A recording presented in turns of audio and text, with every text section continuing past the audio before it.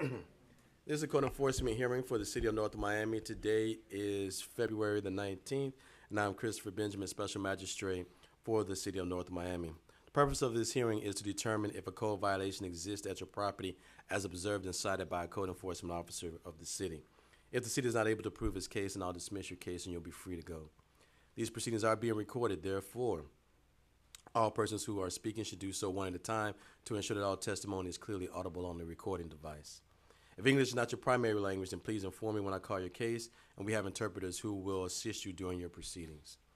When your case is called, the property owner, agent for the property owner, or any witnesses that you may have should come forward to the podium on the left side of the room. When asked, please speak directly into the microphone and say aloud your name, your business address, your mailing address, and/or your relationship to the property. If you're not the property owner or an attorney representing the property owner, then you're going to need a power of attorney in order to speak on behalf of the property owner. For new cases, you're going to be asked for the record if you are aware of and understand the nature of the violation that is being heard today, and whether you understand what is required to resolve the violation. So please answer accordingly. The city will present its case first, and the property owner or violator will be given an opportunity to testify on their own behalf, to bring forward witnesses to testify, to present evidence and photographs, and of course to cross-examine the city's witnesses. Following the case presentation, I will issue a finding of fact on the case. If I find that a violation of the city code exists or existed at the property, then depending on the case type, I'll set an abatement date for the violation to be resolved, or for repeat violators, I will impose a daily fine amount. For new non-repeat cases, my order will include an abatement date by which you must resolve the violation and a daily fine amount that I may impose at a future hearing date should the violation not be resolved by the abatement date.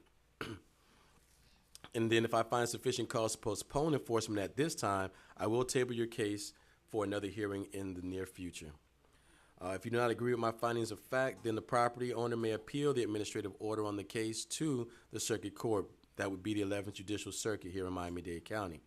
An appeal must be filed within 30 days of the date of the execution of the administrative order to be appealed.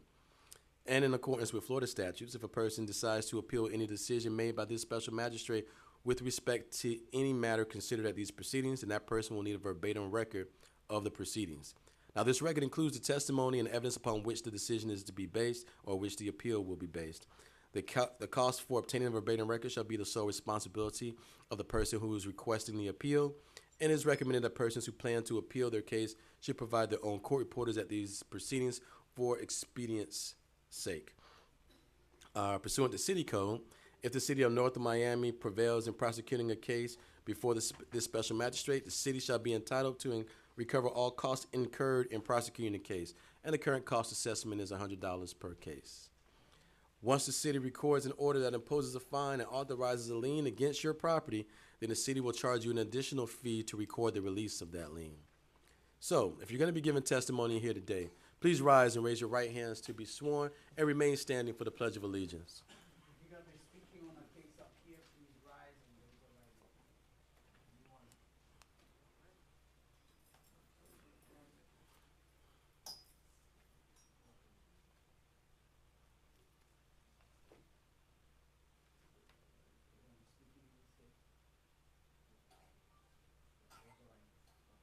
Do you swear or affirm that the testimony you're about to give in these proceedings will be the truth, the whole truth, and nothing but the truth?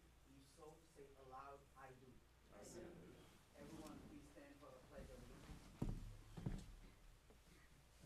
I pledge allegiance to the flag of the United States of America and to the republic for which it stands, one nation, under God, indivisible, with liberty and justice for all.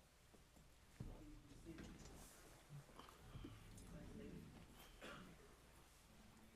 Do you solemnly swear or affirm that the translations which you are about to give in these proceedings will be accurate and correct to the best of your knowledge, skills, and ability? Thank you. Madam Clerk, go ahead and announce your additions, corrections, or deletions to the hearing and agenda, and then call your first case.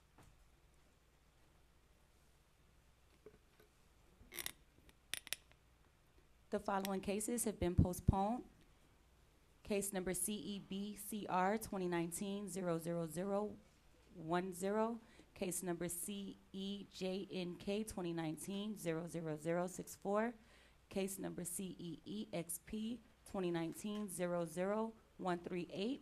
Case number CEWWC 2019-0067. Case number CEWWC 2019-00119. The following cases are in compliance. Case number FYBRR 2019-00068. Case number CENBR 2019-00069. Case number CEGMP 2019-00050. Case number CENBR 2019-00068. Case number CEMHE 2019-00022.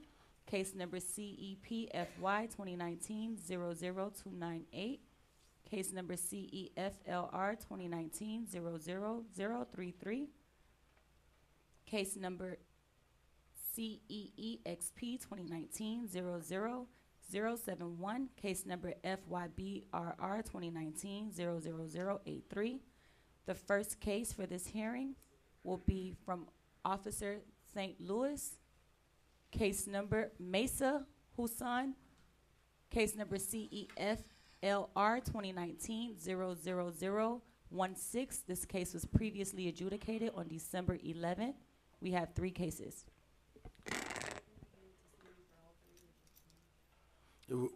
All 3 cases were previously adjudicated. Yeah, go ahead, do that. Go ahead, do that now. Yes. All 3 cases have previously been adjudicated. Mesa Husan, the first case is CEFLR 2019-00016. Case number CEZCU 2019-00017.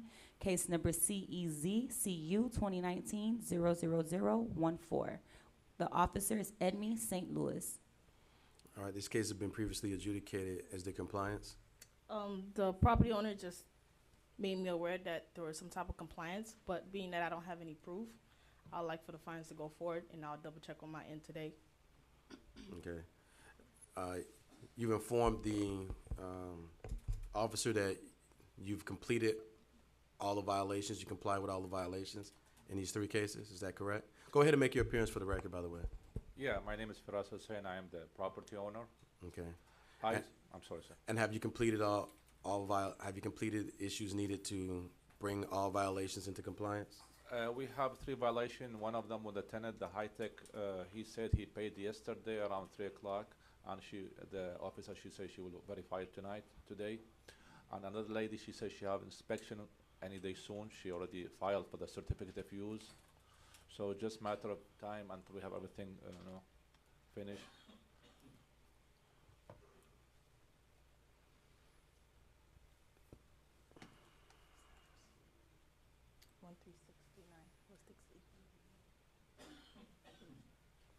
One of the tenant actually, he said he's coming now, but he didn't come yet.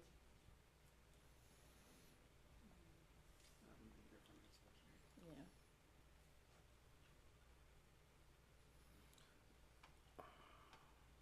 When were they originally cited? Originally, we went out there for a sweep with the department back in July, so that was more so of a courtesy. The original violation then proceed in August 6th, and fast forward to now we're in February 2020. Okay. Yeah, I mean, these are just for certificate of uses and Business tax receipts. and business tax receipts. Yes, sir. Yeah, I mean, it's been plenty of time for them to be able to acquire those things by now. So I am going to let the fines go forward. And hopefully that will put the necessary pressure on them to get moving. Yeah, I mean, Alright. one of the tenant, he said he's coming, or actually he's in the building, but he paid Alright. it yesterday, but again, like you said, sir, it's already late. And the lady, she filed for the certificate of use, and they give her 1 week until they come back again. She filed the 7th. So the reason she doesn't have it is because they did not come to finalize the inspection. No, the reason she doesn't have it is she hasn't made it a priority. That's correct. This Yeah, I mean, I agree with you. has been going on since they noted it the violation back in August of That's last correct, year. yeah. So the reason that it's not, I have to, I have to conclude that the reason that it's not Yes. done yet is that she hasn't made it a priority. Yeah. So I mean, hopefully, it's- hopefully now she'll make it a priority since these fees are passable. Yes, sir. All right, Okay, thank you. thank you. Next. The next case is Ives Point, case number CEZPU 2019-00081. The officer is Edme St. Louis. Good morning, Court Officer St. Louis. This violation is in regards to more of the property, well, the tenant that's residing at the property owner.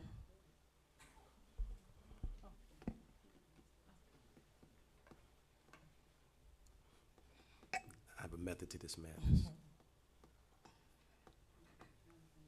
All right. Whoever the property owner is can make your appearance. That's my mom. She doesn't speak English. So We have an interpreter.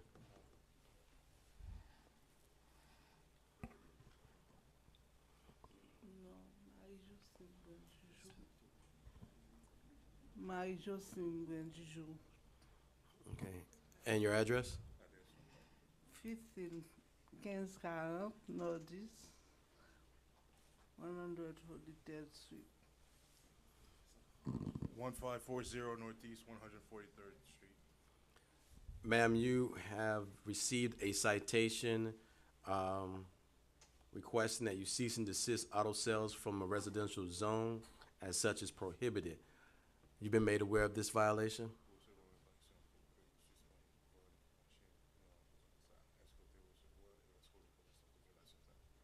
Yeah. Yes. All right. Are you objecting to this violation? How's that? Do you agree with the violation or disagree?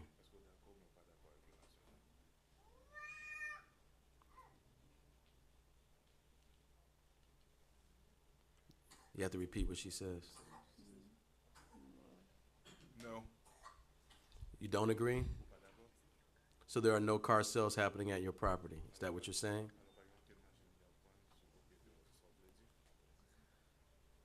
No. No. All right. Officer? Good morning, Court Officer St. Louis. I would like for the record to reflect that this is not the first time that a violation has been opened from our department in regards to the auto sales. So it's a repeat violation? No, because the previous one were in compliance before it could get to magistrate. This violation Does that, just because it didn't come to me, does that mean it's not a repeat violation?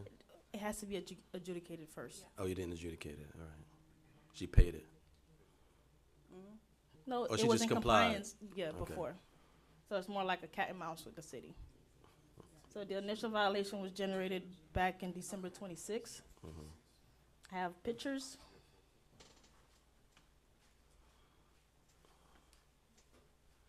This is the initial pictures. Pics. I have removed them.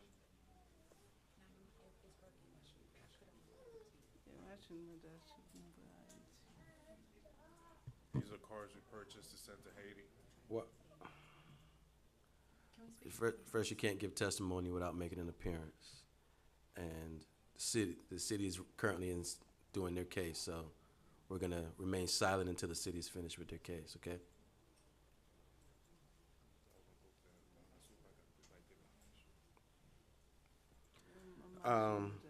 Why do you believe that these are car sales that are going on in the property? Because they have markings from the auctions.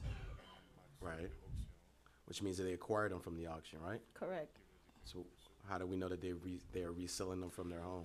Well, as far as reselling them from their home, I don't have proof of that, but being that this is like an ongoing issue with them having them being stored, 1 minute they're there, the next minute they're gone, or there's still some being stored more close towards where the garage is.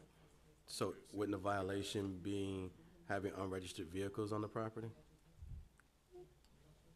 Yes. Circumstantial. What's circumstantial? if she sees them there one day, they have postings from the auction, and then they're being stored, and then they're gone, and then there's more, it's circumstantial to think that they're actually being sold. I hear that.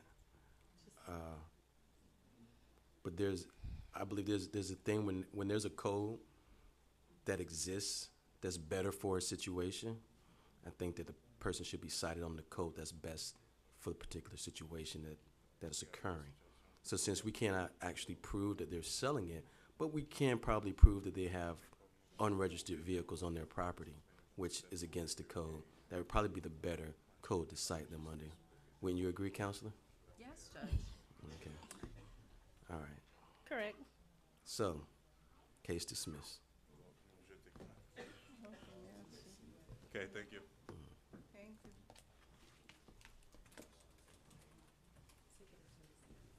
Ticket appeals, already? We just kind of, we splattered them in there? What's that? Oh. Who has to go? She always gotta do something. That's what it is. Whenever you're ready, call the case. The next case is Marie Lutain Moaz, CTBPR 201900163. The officer is Edme St. Louis.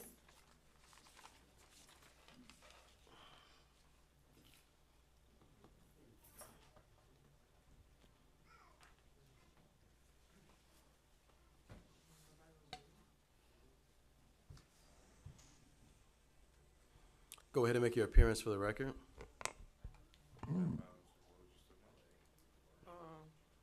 Your name and your address. Mary Lutain Moise, 895 Northeast 131 Street. And are you the owner of the property at I am. 895 Northeast 131st Street? I am. All right. Ma'am, you received a citation because you installed windows without first getting a permit. Do you disagree? Yes, I disagree because So you have a copy of the permit that you obtained before installing the windows? we have a permit to do that before he give me the citation. Okay. Can you produce that, please? We have the permit for it. The citation was issued when? The citation was issued on 2/2/19. I'm sorry, 12/2/19. All right. So you have a permit that was issued before December 2nd, 2019. Please produce it. Give it to the young lady over here.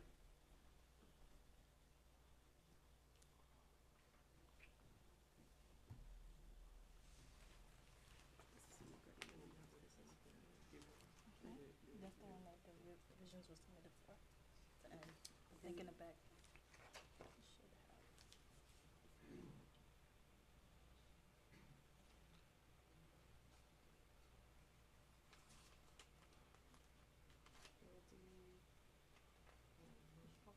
For Vicky, she said for structure would be in the screenshot.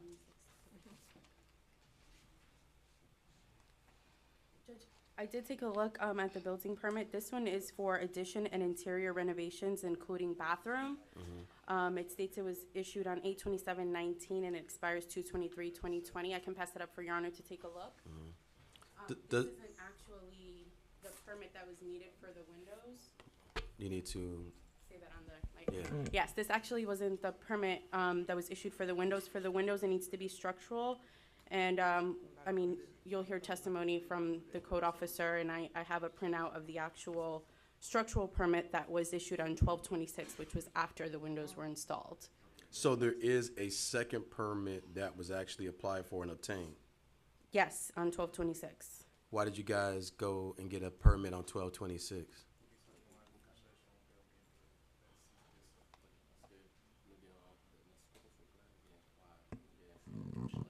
Because in the scope of the work, we have windows that were being changed. La revision plan, nous instead of changing three, we changing the entire windows. But we had previously, the permit we had permet nou gen avan, se pou nou kapap chanje fenêtre, but i pa te describe how many. But in the scope of the work, the revisions, there were 3 windows that were being changed. The permit we had previously did not state how many. Yeah. Did it state windows were being changed at all? Est-ce que t'es marqué que il y a aucune fenêtre qui t'a changé? Oui, dans scope of work là, yes. Yes, within the scope of the work, yes. And nou gen plan la pou nou prouve sa. And we have the plans here to prove it. So this green card is the building permit, correct? Yes, that with all the subline. Right? Yes, but it's not for structural, which is what they needed for the windows, and that wasn't approved until 12/26, and I have a permit action report, but I can introduce through the officer. Hold on, it says it right here, the description for this permit. This is the permit, this is the original permit, right? Yes. All right, this permit states that it's for additions and interior renovations, including a bathroom. Can you tell me where it states that windows were gonna be put in? Ok, le nan scope of work la nan plan, In the scope of work, the plan, plan ke nou te submit to the city. the plan It that we says- submitted to the city, It says right here that we are changing windows. it says right there that we're changing windows. I have no doubt that your plans may say within the scope of what was being done included windows, but it was still upon you to make sure that you obtained the permits necessary to complete all the scope of work that was being done. You only obtained the permit for additions, interiors, and a bathroom. You did not get a permit for the windows, which you then subsequently went and got after you were cited. You went and got a permit for windows. No, we have the, okay. Let me see the permit for the windows.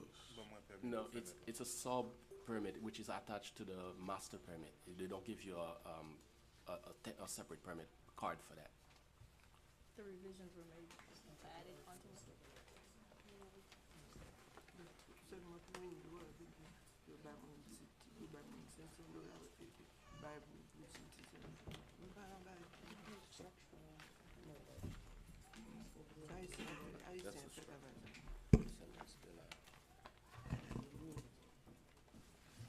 Fenêtre seulement pour 500 $. That's the original plan. It shows window, we're changing windows. Madam Clerk. Yeah. Marqué là.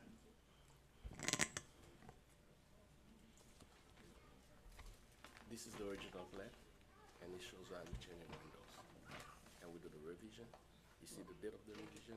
It's before she gives the ticket. This is scope of work. Go ahead. Do you start from the beginning, or The only thing it mentioned about windows. Kinda is where to we're at remove right the now. window. kind of where we are right Doesn't now? mention to install on a Can you window. please state your name for the record? To be removed. Edmay St. Louis. Want to be closed. Ms. St. Louis, can we place the ticket on the screen, please? Number 3. Do you recognize this civil violation ticket? Yes, I do. How do you recognize it? It has my name and signature on the Plan right bottom. there. Is this the civil violation ticket that you gave to the property at 895 Northeast 131st Street? Yes, it is. And what was this violation for? For the windows being installed without a permit. And how did you actually first come to the property and notice that there were windows installed without a permit? I was called to assess a situation at the property right next, behind where the property is. And then after doing my recheck, then I noticed work was being done at the property, checked the system, and upon checking the system, I called the building department, spoke to one of the admin staff over there to more so verify to see if, in the permit that it was included for the windows to be changed. Then from there, I was advised that there were no revisions to the work and to go ahead and issue a citation. Now, this civil violation ticket, is it in the same or substantially the same condition that it was when you wrote it on 12/2/19? Yes, it is. At this time, the city would like to introduce the uniform civil violation ticket into evidence. Where's the window permit? So No, admitted. it's a sub, so it's included with that, within this. So, no, sir.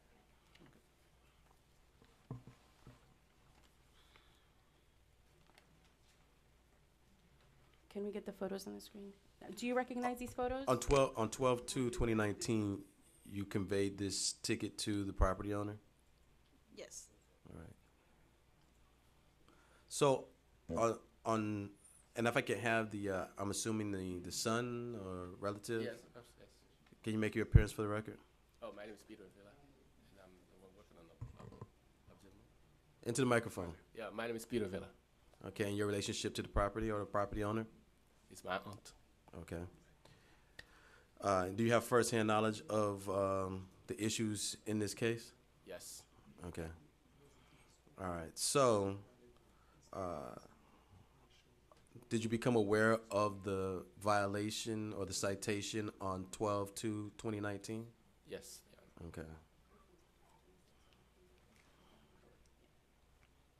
May I proceed, Judge? Yes. Okay. Ms. St. Louis, do you recognize these photos? Yes, I do. How do you recognize them? I took the pictures with the city phone timestamp. Are they in the same or substantially the same condition as they were when you took them? Yes, they are. At this time, the city would like to introduce the photos into evidence. Any objections? No objections. Yeah, so admitted. Now, you stated that you spoke to someone in order to check if there were permits for this property, correct? Correct. Did you have an opportunity to see for yourself if the property had a permit posted? I wasn't able to see any permit posted on the property, but when I checked the system, I did notice they had a permit, but it wasn't for the actual windows. I'm going to be showing the homeowner a copy of the permit action report.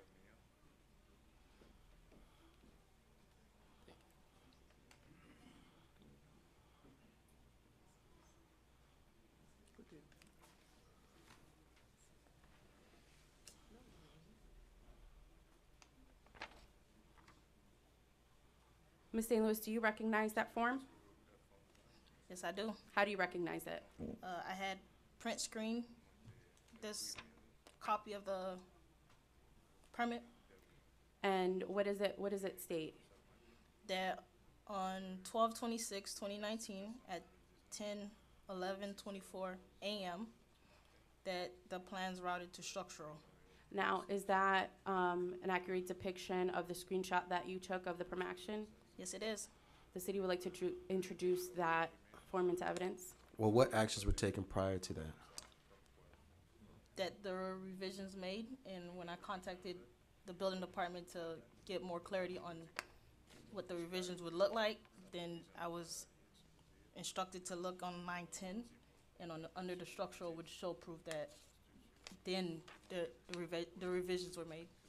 Now, before the revisions were made, because we can all agree that revisions came after December 2nd, right? No, the revisions came first. Yeah, it simply didn't approve in the city yet. But When were the- architect, When were the revisions submitted?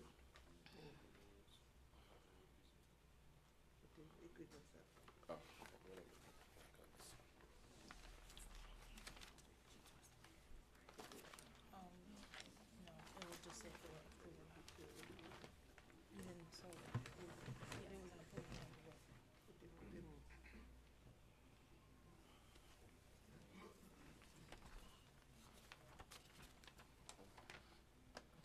I have the date here on the plan. Let's see. Oh, 12/26. 12/26, 2019. 12/26, 2019? Yes, is that it? Okay. So what proof do we have that windows were included in the first submission?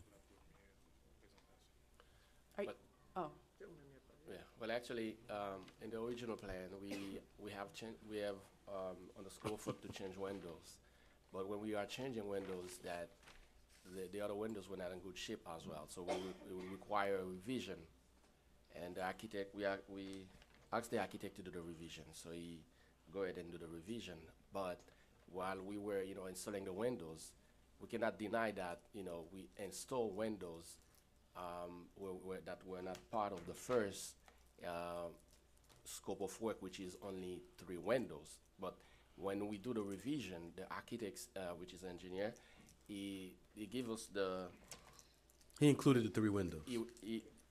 not just 3, but But the other ones you the also other- wanted to change exactly, too. the other ones. Because by that time you understood that you needed a permit to Not- install these windows. No, not And you that. couldn't get a permit without the architectural renderings. No, we knew that we needed a permit because we previously had a permit for windows, which is the original 3.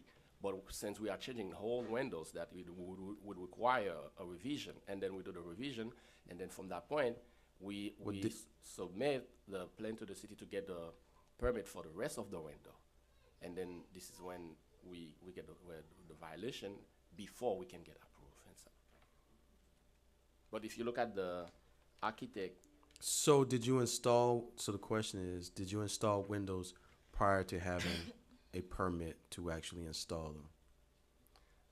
okay, let's get it clear. We had a permit to install not 9 windows. Did you install 9 windows We installed 9 windows, yes, Your Honor, before you got the permit? before we get a revision approved for the rest of the windows. Before December, did you install the 9 windows before December 2nd, 2019? December 2nd, 2019, that was done on December 12th, 2016. It's a simple Ye- question. I- Did you install the windows? Yeah, no, I'm just trying to remember the date that we installed the window. Uh-huh. Yes, I guess, yes, we did. All right. Take it upheld. Thank you. Call the next case. Yes. Okay. The next case is Sadama Investment and Development, CTMIS 2019-00038. The officer is Karen Jean Lewis. Thank you.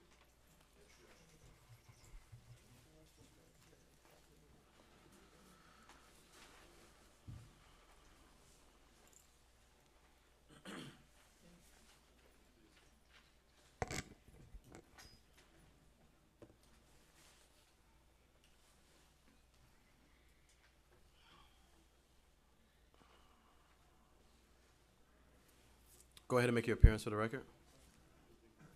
My name is Wilner Fetiolian, the owner of the Sidama Investment and Development.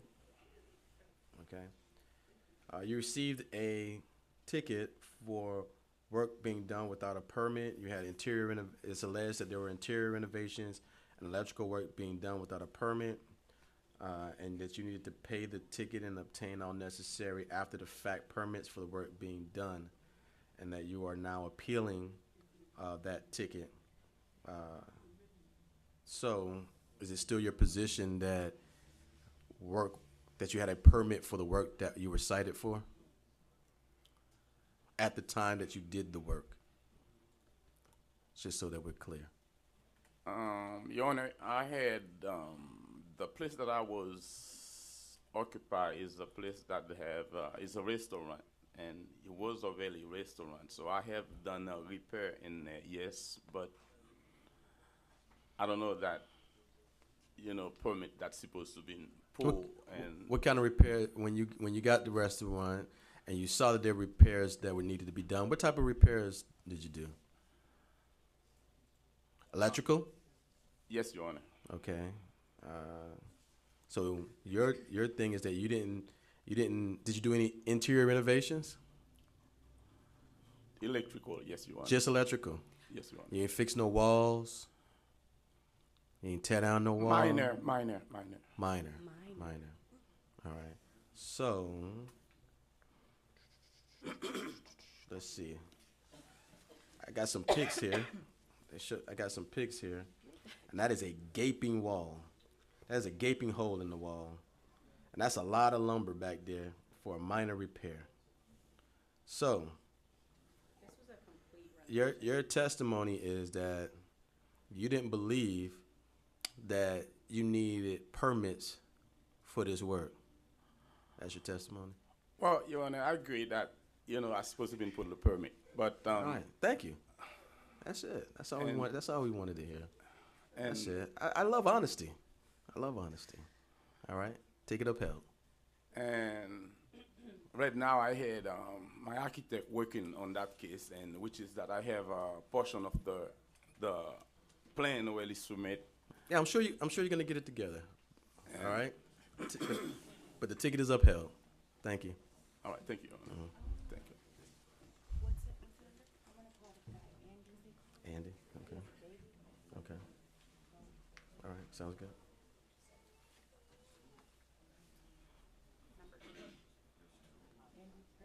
Number 8. And number 9 is where you're on the list. Number, well, that was the end of the, that was the end of the site, the ticket appeals anyway, right?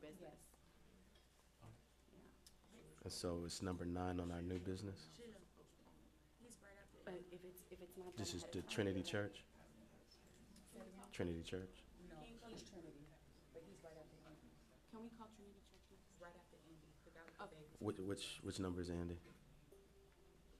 Gary, can you see what number Andy is? He's your case. Oh, it's 13. Go ahead. 13. I'm gonna call him now.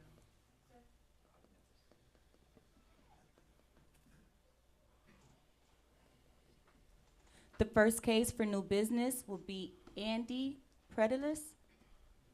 Case number FYBRR 2019-00052. The officer is Gary Beswick. Good morning. Good morning. Go ahead and make your appearance for the record. My name is Andy Predelis. Okay. 780 Northeast 127th Street. All right, great. And you are the I'm the owner. owner. All right. This citation is for a 40-year recertification. Have you made an application for that certification? I'll be doing it in the next 2 weeks. I just want an extension. All right, so there's no objection to the citation? No. All right. So finding the violation does exist is cited.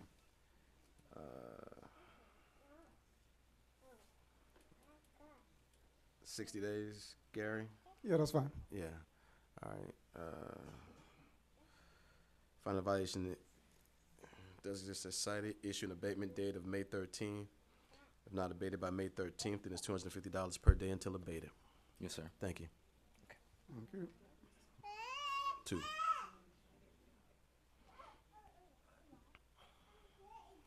The next case will be Trinity Church.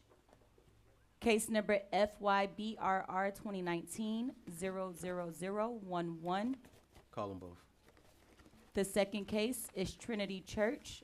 Case number FYBRR 2019-00066. The officer is Gary Beswick for both cases. All right, go ahead and make your appearance, Counselor. Dean DiBartolomeo, Law Offices of DiBartolomeo, 8400 Bird Road, Miami, Florida. Attorney for the property owner. All right, and the property owner's been made aware of the violations, correct? Yes, sir. Are there any objections to the violation? Yes, and Okay. Gary, the code enforcement officer, Mr. Beswick, and I spoke earlier, and there was an agreement for a postponement for 30 days, and then I'm supposed to meet with him tomorrow morning at 7:30. There's a complication with this particular property because this was about 7 different folios, about 7 different buildings. Back in 2010, they were combined, so therefore all of the addresses are gone. The notice reflects building number 3 and 4. I don't know what building 3 and 4 are. So Mr. Beswick and I are going to meet tomorrow, try to hash that thing through, and move forward. How many buildings were combined? How many There- folios were combined? Like I- 9 or something? I Like 7? can, if you want me to approach, I can show the, just a moment.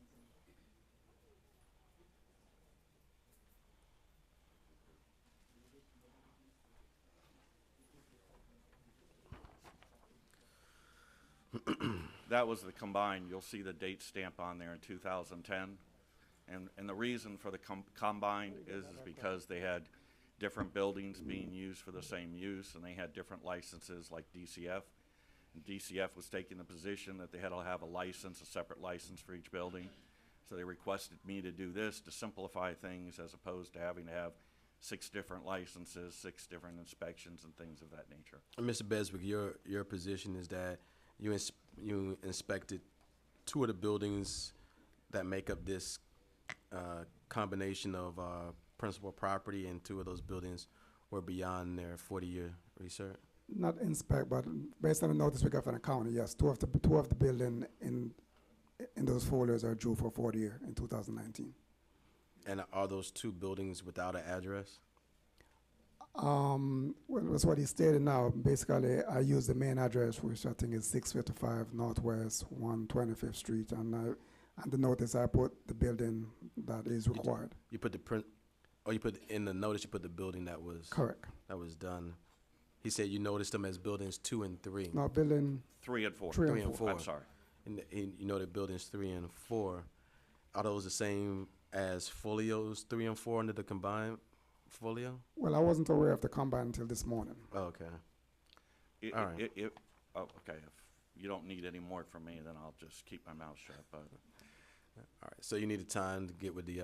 Yeah, to just basically identify which building is 3 and which building is 4. That's basically what it is. All right. Granted. Right. thank you, Your Honor. March 18th.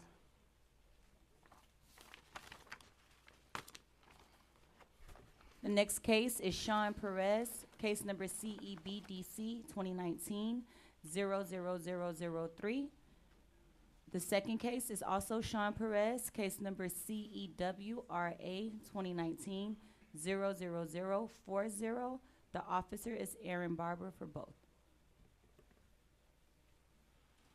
Go ahead and make your appearance for the record. My name is Sean Perez, All right. And your address? 2025 Northeast 123rd Street. And you are the owner of the property? Yes, sir.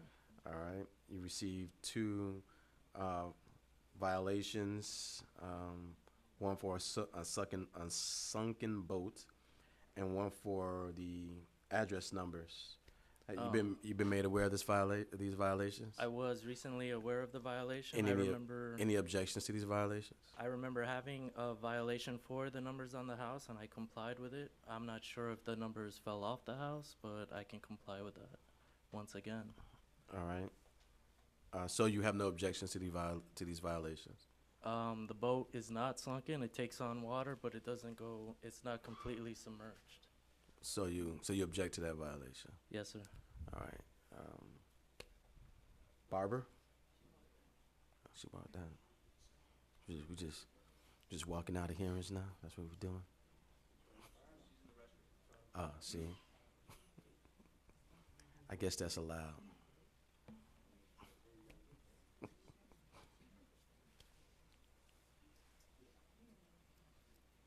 She had a lot of coffee this morning.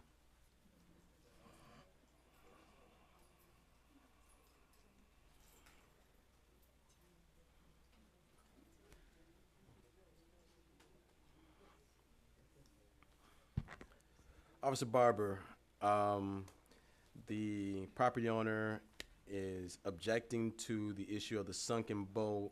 However, he's not objecting to the issue of the numbers on the address numbers on the property. Correct. I believe All they right. fell off due to weather or whatever it is. All right.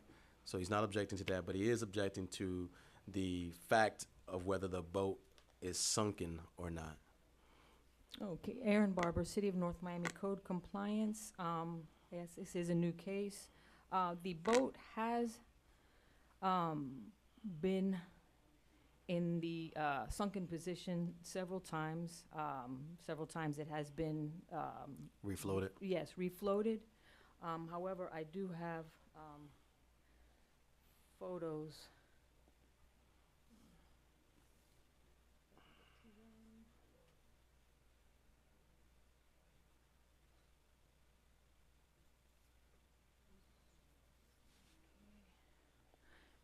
If you can see the photos. This is the condition of the boat. As you can see, the boat has no water inside of it.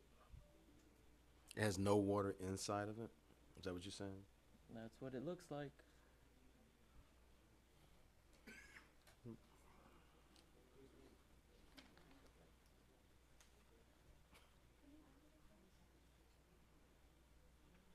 In this position, The boat motor itself, the tilt motor, does not work. So the shaft stays down. So when the low tide comes, it tilts over. because it's motor. Because the tilt motor hits the shallow or the bottom of the seabed. Oh, okay. But it's not taking on water is your position, so therefore It does it's not take on water, but it's not in the sunken position.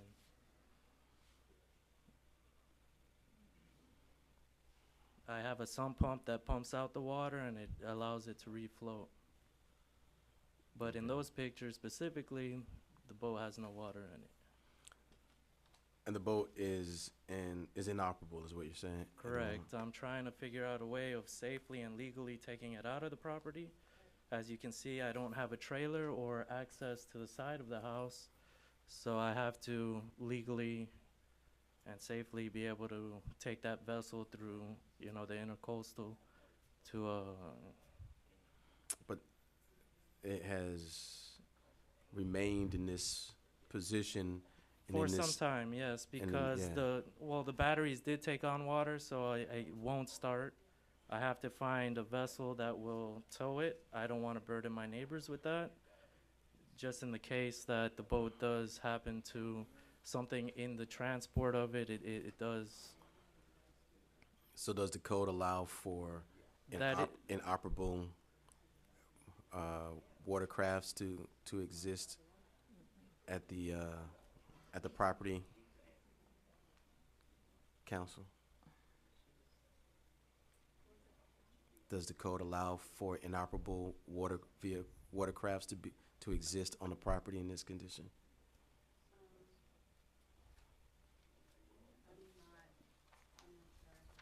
All right, case dismissed. Thank you, sir. No. He has to fix you have, with regards to the addresses, find out a violation does exist as cited. You have until March 18th to fix the addresses. And all right? I just email that photo, or will they pass You by? can contact them when it's Okay. done. I and have they'll come her back card. and re-inspect it. Okay, All thank right? you so much. Mhm. If not done by March 18th, then it's $250 per day until abated.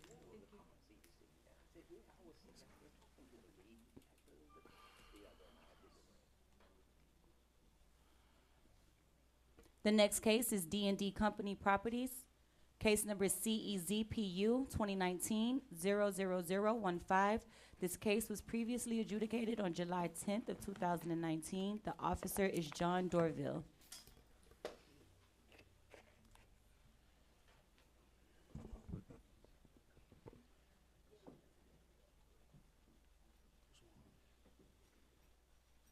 Go ahead and make your appearance for the record.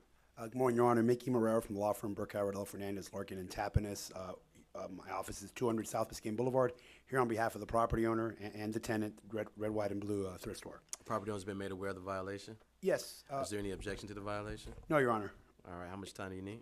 If I can be very brief and give you a quick explanation. So we are adjudicated. We know there was a violation. Lawyers always want to argue. Well, we've been working with staff, and we've met with the zoning department. We actually were hoping to not even be here today, but our plans from our architect came in an hour late at 6 p.m. last night. We do have them, so we are submitting an application today to the zoning department. We've already done the pre-app, and we anticipate that this plan, which is going to renovate the entire site, will resolve the violation. Okay. It's going to take some time, but I'm happy to come back in whatever you deem appropriate, 60 or 90 days. We anticipate that the whole resolution of this, which will require permitting and construction, will likely take, the better part of a year. But the first major step is today to get this plan submitted, and we've been working with Crystal Cordo and Derek Cook throughout the process and with the manager's office. So you're not doing a variance. You're renovating the property such that it's going to be the trailer would be allowed on the property? We're going to remove the trailer, and we're building a structure that's going to take the uses in the trailer out, and the structure is going to be per code pursuant to the zoning department. And in addition, just to make the world a better place, we're renovating the entire building just to bring it up to current standards and just a better look in that location. But to solve the violation, Right. the building in the back is going to take the uses out of the trailer and enclose them in an appropriate manner. But the trailers at this point are gone though. The trailers are a critical function of the use. Oh, So okay. we've been working with the manager's office. They understand. So the goal is, that's why we're still here. All right. The goal is to give us extensions to resolve it this way. Okay. So we're here to ask you for some more time to get this done. All right, May 20th. Thank you, Your Honor.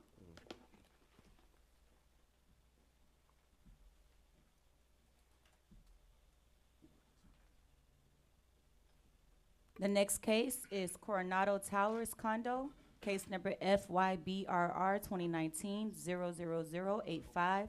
The officer is Gary Beswick.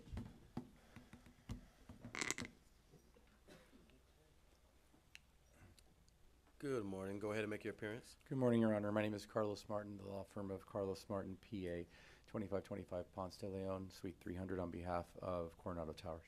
All right. The client's been made aware of the violation? Yes, Your Honor. Any objection to the violation? No, sir. How much time do you need? We need about 30 days for contracting. We have an engineer for 40-year recertification that we've selected.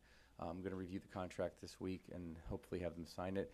Thereafter, I'm expecting normal 40-year time for the engineer to come to the property, inspect, issue a report. Will be probably in the 3-month frame. After that, depending upon what that report says, there may be additional repairs that will be necessary. So it can take us some time. So I expect that we'll have some progress reports here with Your Honor to or at least with Mr. Beswick, to show him that we are progressing in that process. All right. Finding the violation does exist is cited. Issued an abatement date of May 13th. If not abated by May 13th, then it's $250 per day until abated. So basically what will happen is you'll come back on May 20th and tell me what's going on. Is that fine?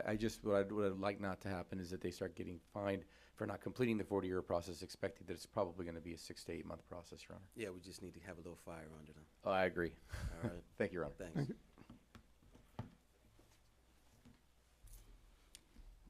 This next case is Vital Dose. We have 3 cases. The first case number is CEBPR 2019-00042. This case was previously adjudicated. All 3 cases were previously adjudicated on January 8th of 2019. The second case is CEWWC 2019-00092. The third case is CEZPU 2019-00064. The officer is Jose Perez. Good morning, Your Honor. Phil Riva on behalf of the property owner. Address and Name of the firm, Edelbaum, Lieberman, Riva, Oshinsky. Address 20200 West Dixie Highway, Suite 905, Miami, Florida 33180. All right, counsel, these cases were previously adjudicated. What's the progress? So that's what was a little bit confusing to me. I was listening to her announce. What happened on January 8th is actually what was supposed to be heard on January 8th ended up being heard on January 15th. And on the 15th, the magistrate at the time ordered that the inspector be granted access within 24 hours to the property. So he was granted access. That was the following day. On January 16th at 10 a.m., he appeared at the property and he did a walkthrough of the property with my client, and we have the video. So I'm not sure why it's listed or was mentioned to be previously adjudicated. Maybe the adjudication is you have 24 hours to have the inspector there. When was it? When were these originally adjudicated? These were previously adjudicated prior to that hearing. So that was the second hearing, and on that second hearing, they granted a 24-hour window where I could go back out because I was not granted access prior to that. So this case has been heard 3 times. Well, Your Honor, what actually happened was my client contacted the inspector and told the inspector, since there was an abatement date of I think it was the 8th for some, but not all of the violations, to come out. There was a miscommunication. She came to City Hall. She couldn't get in touch with him, so he didn't come out and do the inspection, which is why That's when not we correct. had... I went to the property I'm on sorry. January 8th. I'm sure you'll have your turn to speak. If you went on January 8th, maybe you should have knocked, but on the 15th... Let's not address each other. Yeah, on the 15th, we had the hearing, and then the following day, he came. The whole thing was videoed. In any event, there were 4 outstanding violations. Well, let me say this. So you understand that prior to your retention, this case was adjudicated. You understand? Which case numbers? I understand that some. All of them. They said all of them. Yes. The three that are being heard today were adjudicated prior to your retention. Yeah, I wasn't under that impression when we came the 15th. I'm sorry, maybe that is correct, Your Honor, because on the 15th we were talking about abatement. So right, because Okay. it had been given an abatement day, you hadn't met the abatement day, so That's you were correct. given an opportunity to abate. Okay, yes. So where are we at? I stand corrected. Okay, here's where we're at. There were 4 violations. One was for roof on the interior, in the interior of the home, on the corner of the ceiling, there was some leaking. She went and applied for a permit about 2 weeks ago. My client can testify to that. And then there were several other violations, which admittedly at the beginning she wanted to move forward with several business plans to rent her place. When I was retained, I told her this couldn't happen. It's a zone prohibited use. It's a single family residence. So she stopped. I discussed this with the inspector via email, and he said that because he couldn't confirm whether she was in fact, and that I can quote from the email, but he said because he couldn't confirm whether she was or wasn't renting to other persons, that violation would stand. He did get rid of the violation having to do with debris around the property, so that one was abated. And I have the violation numbers here. So CEO DS 2019, just for the record, 00117. That was cleared. SD CVT 2019 00093, that was paid. That was an order imposing lien for all the debris. And then the violations in question are CEB PR 2019 00042. This was the one with the interior 00042. 00042. This was the one with the ceiling leak, which she applied for a permit for. She had done the work without the permit. There was a leak in the corner of the ceiling. She replaced the drywall, patched it up. So she had done the work, so I told her you still needed to pull the permit, get the inspection done, and close it out. That's for 00042. No, Incorrect. 00042 was that the home was being converted into 4 units. Okay. And there was no permitting for that to occur. I'm sorry, that's correct. This is for this might be for the zone prohibited use one. No. Please show proof of permits for, this is what the inspector wrote. Please show proof of permits for all the work that was done to convert single family home into a 4-unit home. Right. There's absolutely, first of all, this is not even a question anymore. So what do you mean? The home is not converted to a 4-unit home. There are no units A, B, C, and D. And so he's saying, show proof of permits for all the work that was done to do this conversion. So here's the problem that we have procedurally, right? She was originally given a violation for that very issue, that a single-family home had work in it that appeared to convert the home into 4 units without a permit. That issue was adjudicated. The magistrate found that she was in violation and issued an abatement date. So the question is, on that citation, the question is, were permits done or was it reconverted back to a single family unit? If it was converted back to a single family unit, then an inspection should have been done to see that it in fact was converted back to a single family unit, or someone's gonna give me proof that permits were pulled for the conversion. And that's part of the issue, right? Because I wasn't retained at the time that the violation was found. Had I been retained, I think it would have been different. We can't show conversion back and forth because right now the home is her home. And she's got her just her cousin living there. Well, we She's can got ag- no tenants there. We can agree that a single-family home, unconverted, looks very different from a single-family home being used for 4 different units, right? We can agree that those two things look different, right? Absolutely, but Okay. neither of those two things are present. So when it comes to abatement, whether the What do you the- mean neither of those two things are present? In other words, there was a violation imposed for a zoning prohibited use, saying that this single-family dwelling was converted, the single-family home was converted into a quote-unquote 4-unit home. Right, so let's think about this from a logical standpoint, from just a basic standpoint. If that was wrong, and it was adjudicated mistakenly, let's say that was wrong, then upon inspection, all they're gonna see is a single-family unit, right?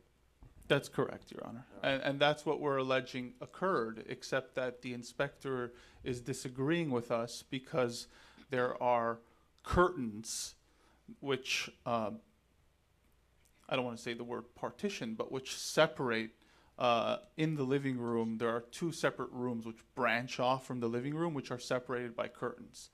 And that to the inspector is So a no- quote-unquote partition, which is a quote-unquote conversion of a single-family home into a 4-unit home. But I believe the burden is on the inspector, because what he says in the email is, I cannot definitively say one way or another, I cannot confirm whether you've complied with these things. So where does that leave us? You can't confirm it. So do you want to come by and camp out for 24 hours to confirm it? I mean, how else would you confirm that? Okay, here's what I'm thinking, is that these are 4 separate living spaces, okay? There's some drywall that separates them, something other than just curtains. Because I don't think that you can go inside someone's home and say, oh, you can't have these curtains here and here and here, right? Correct. Yes, you and I, because that's my house. I have right to fix my house the way I want, George. You know. Right. You know, because that's my. And we could always refer to the photographs that I did take Let's- that let's- depict more than just curtains All right, that let's are see. dividing. Let's look at the photographs. So here we have some drywall that was placed Where's up that? with some wood. You could even see the spacing is not. Joel, this is a plywood. This is I have two teenager. If This I is may- a teenage boy in If I may, I'll No let him interrupting. finish and then you'll talk. Yeah. All right. so we have this photograph here, Right. right?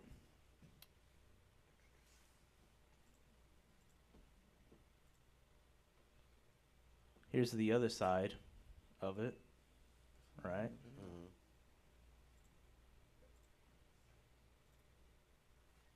Here we have another part of the unit that was being rented that is now just boarded up, so it is not reverted to its original conditions because this was an addition to the property.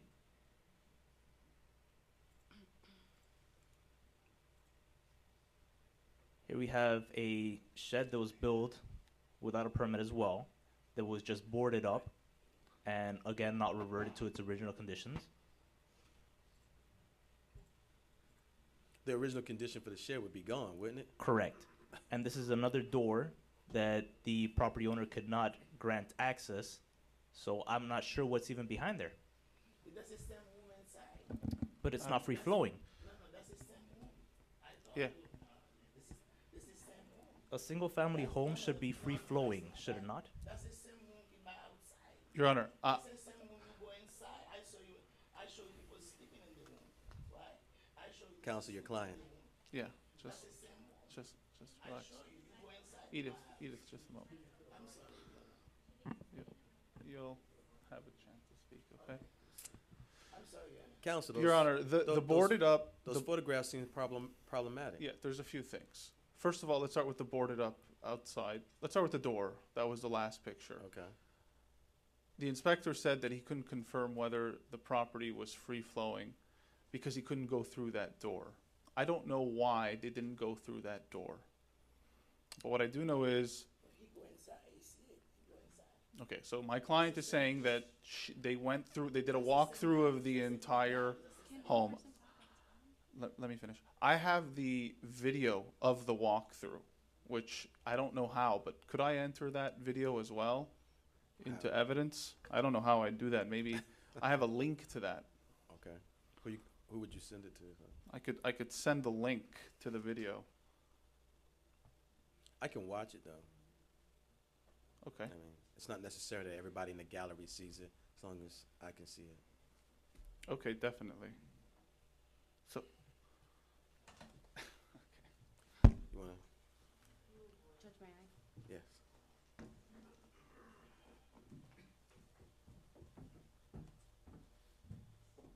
You wanna come to council?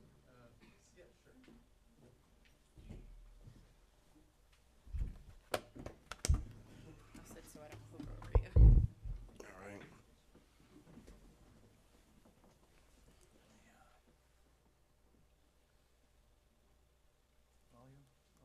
You don't need, really, just need to, like you said, you just need to follow the flow of the, notes.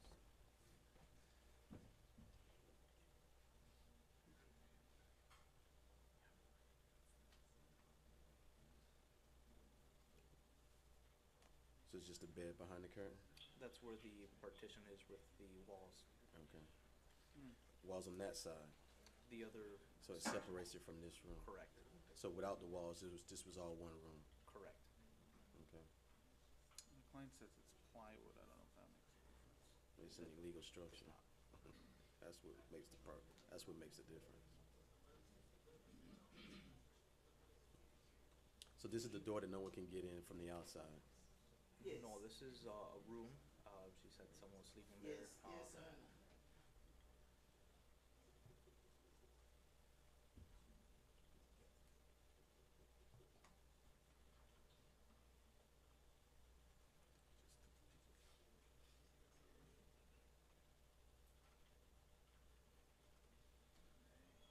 So you were able to see that it was a room? I was able to see that that was a room, yes.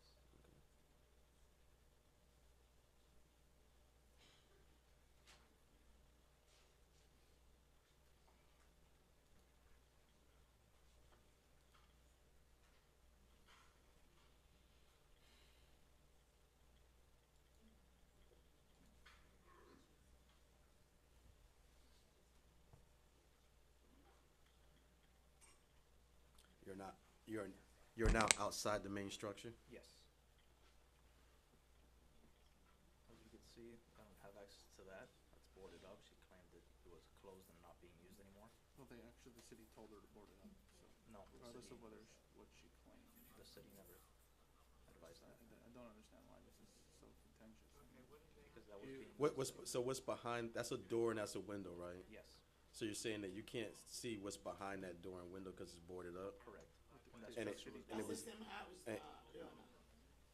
and when you walked through the house, you didn't have access to that area? Correct. Because there's somebody sleeping in the room. My family, my grandma. Is this the separate? That is the separate shed that I didn't have access to as well, but, again. Right, you have to get a permit. You can't do it on your own. But you just have to know what to do. There's an air conditioner, so that's air conditioning's a room. Yes. That's the person recording, I guess, someone contracted. I think it's her friend. Her neighbor. Friend of the neighbor.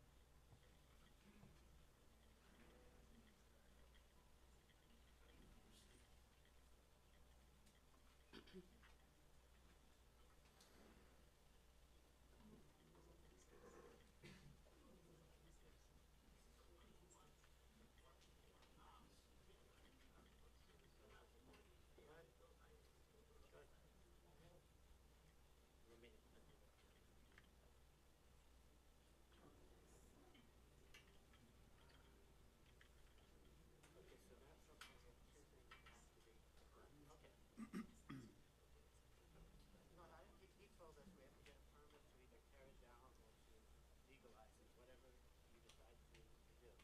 You have to do that. The illegal structure in the back and the other little thing, he said there's no permit. So you have to get a permit to either tear it down or to legalize it. You have to ask the attorney about that.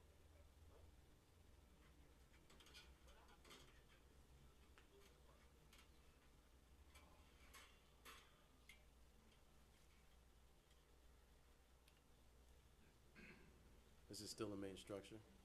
Yes. I think it's other side. We just went to the other side. And that's the door that I couldn't get access to. I can't confirm what's behind it. She advised that she didn't have the key for it. What my client said was that was the one where they were sleeping. On the other side where it's boarded up. Is that Yeah, what but you're this saying? is the same. No, the door that he just peeked into, where they You were can't come sleeping. in the other way. I don't know. Can you come in the other way or no? Because I'm getting with everybody.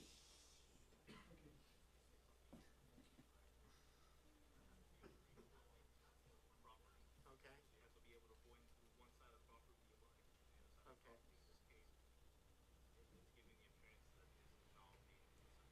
Okay. So this needs, do we need a permit for this, or the door just needs to be able to open and close freely? Okay, sounds good. All right, I'm good.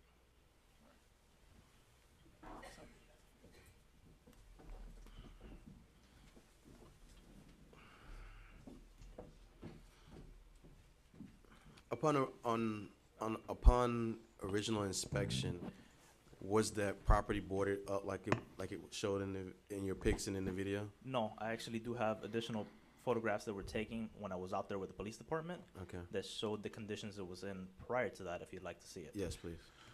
Your Honor, could we, just for clarity's sake, announce and read out what the violations state as to each of the cases? I believe you mentioned there were 3. Yeah, right now we're dealing with 00042. 00042.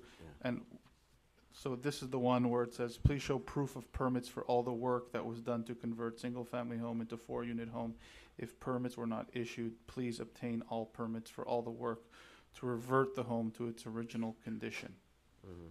So is what Your Honor is saying that part of that reversion would be taking down the plywood that Your Honor saw in the inspector's earlier pictures? Well, it wasn't just plywood. I mean, it was a wall. It was where that it was very poorly constructed. It was a very poorly constructed wall between 2 rooms that was once one room. Okay, so remove poorly constructed wall. They would have needed to remove that wall, yes.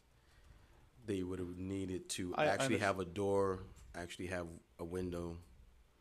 It needs to be one structure as it was at the time that they purchased the building. Because it's not clear, see, you understand, I want to give my client legal advice, but based upon the notice, it's not clear what specifically he is referring to when he talks about a conversion. And my client doesn't make it clear to me, so I'm stuck between a rock and a hard place when I'm looking at this violation because there's ambiguity. And I don't know whether to tell my client, this is whether and to what extent I should tell my client what permits she should pull and how she should pull them. If she were to take this violation to the city and say, hey, give me a permit for this, they wouldn't know what to give her. So let me give you some guidance. Judge, can I, before you, may I? Sure, counsel. So, like Mr. Perez said, this is the 3rd time this is being heard. I've been here for every single time that this is being heard. Not only has Mr. Perez spoken to the homeowner face-to-face and told her what she needs to do, it was a very long hearing the last time we were here, where Mr. Perez went detail by detail as to what needs to be done. Counselor was here, so he is very well aware of what's going on. There's been also a slew of I'm sorry, emails. is she testifying? Objection. This is hearsay. She represents the city. This is total complete hearsay, and you're mischaracterizing what happened at the last hearing. Guys, calm down. It's a quasi-judicial hearing, so hearsay is allowed. All right? I understand that, Judge, but at the May I same continue, time, Judge? if she's going to mischaracterize what I said, that's different. And I will definitely give counsel an opportunity to address it. I think I've been pretty fair in this exchange. Thank you, Judge. All right. In addition to that, there's been a slew of emails where Mr. Perez has also explained what needs to be done. So if we're going to talk about ambiguity and that the fact that there's not specifics as to what needs to be done, I'm going to definitely object to that, because Mr. Perez has been very transparent, very clear. It's been heard in front of the magistrate. It was said to the homeowner. It was said to the attorney. I mean, it's said in the video that Your Honor just witnessed where he's saying you need a permit for this, you need a permit for that. You either need to take down the wall for this, take down the wall for that. So there Okay. is no issue with the notice. So let me make it clear for the record what this magistrate saw and what this magistrate believes needs to happen for compliance. Okay? I did see inside the home a structure that divided what was once a single room, divided that room into 2 rooms. That was the plywood one, correct? Plywood and Okay, whatever you want drywood to call mix, it. yeah. Okay. I saw on the outside of the structure a door and a window that was boarded up, which would be a violation of code itself. Okay? I saw a structure that I think everyone agreed was a structure that had been constructed without a permit. Okay? So, for this to be in compliance, they need to be able to go in one door and flow through the entire house and be able to exit out of any door that exits to the outside. They need to be able to access any door that exits through the outside by going into one door and throughout the home. Free flowing. Free flowing. Your Honor. Right? Again. A door needs to be replaced and a window needs to be replaced. And the structure in the back either needs to be torn down or a permit needs to, after the fact permit, because it's already constructed, and after the fact permit needs to be obtained. With respect to what counsel said, it was actually her neighbor who was saying, you need a permit for this, you need a permit for that. I got It you. wasn't the inspector in the video, so let me clarify that. That was Okay. a gross misstatement. And then the other thing, the other thing, Your Honor, is if I look at this ticket and I tell my client, you got a ticket, it says you have a zone prohibited use. Take this, go to the city, and pull a permit with them.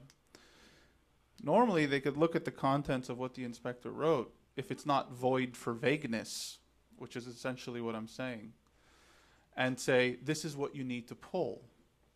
But there's due process requirements, notice requirements that should play a role in Your Honor's decision here. Because looking at this, Your Honor just clarified it for me. And by the way, I'm still unclear. You said there was a structure. I'm not sure what structure Your Honor is referring to. The detached structure from the home. I didn't see a detached structure from the home. You didn't see the shed that was behind the home? I didn't. saw I'll it. rewatch it. I didn't see it. So, right. So if that was mentioned here, Your Honor, in the ticket, then I could apprise my client of what she's doing wrong. She really doesn't know. She doesn't know, Your Honor. And I'm trying to help her, but if the ticket is, and there's... Here's my issue. The ticket was already adjudicated. She had an opportunity to make that argument. Either that she didn't make the argument or the magistrate who heard it didn't find the argument to be persuasive. Okay? So, my thing is, where are we at with abatement? So, I don't see that the violation that was adjudicated has been abated yet. So, I've now told you what I would consider to be an abatement, such that if I was hearing this again, what I would expect to see for me to order that it has been abated. Okay? How you would choose to abate it or attempt to abate it is still your prerogative. All right? So, my question now as to 00042, how much time, additional time now, do you need to abate the violation?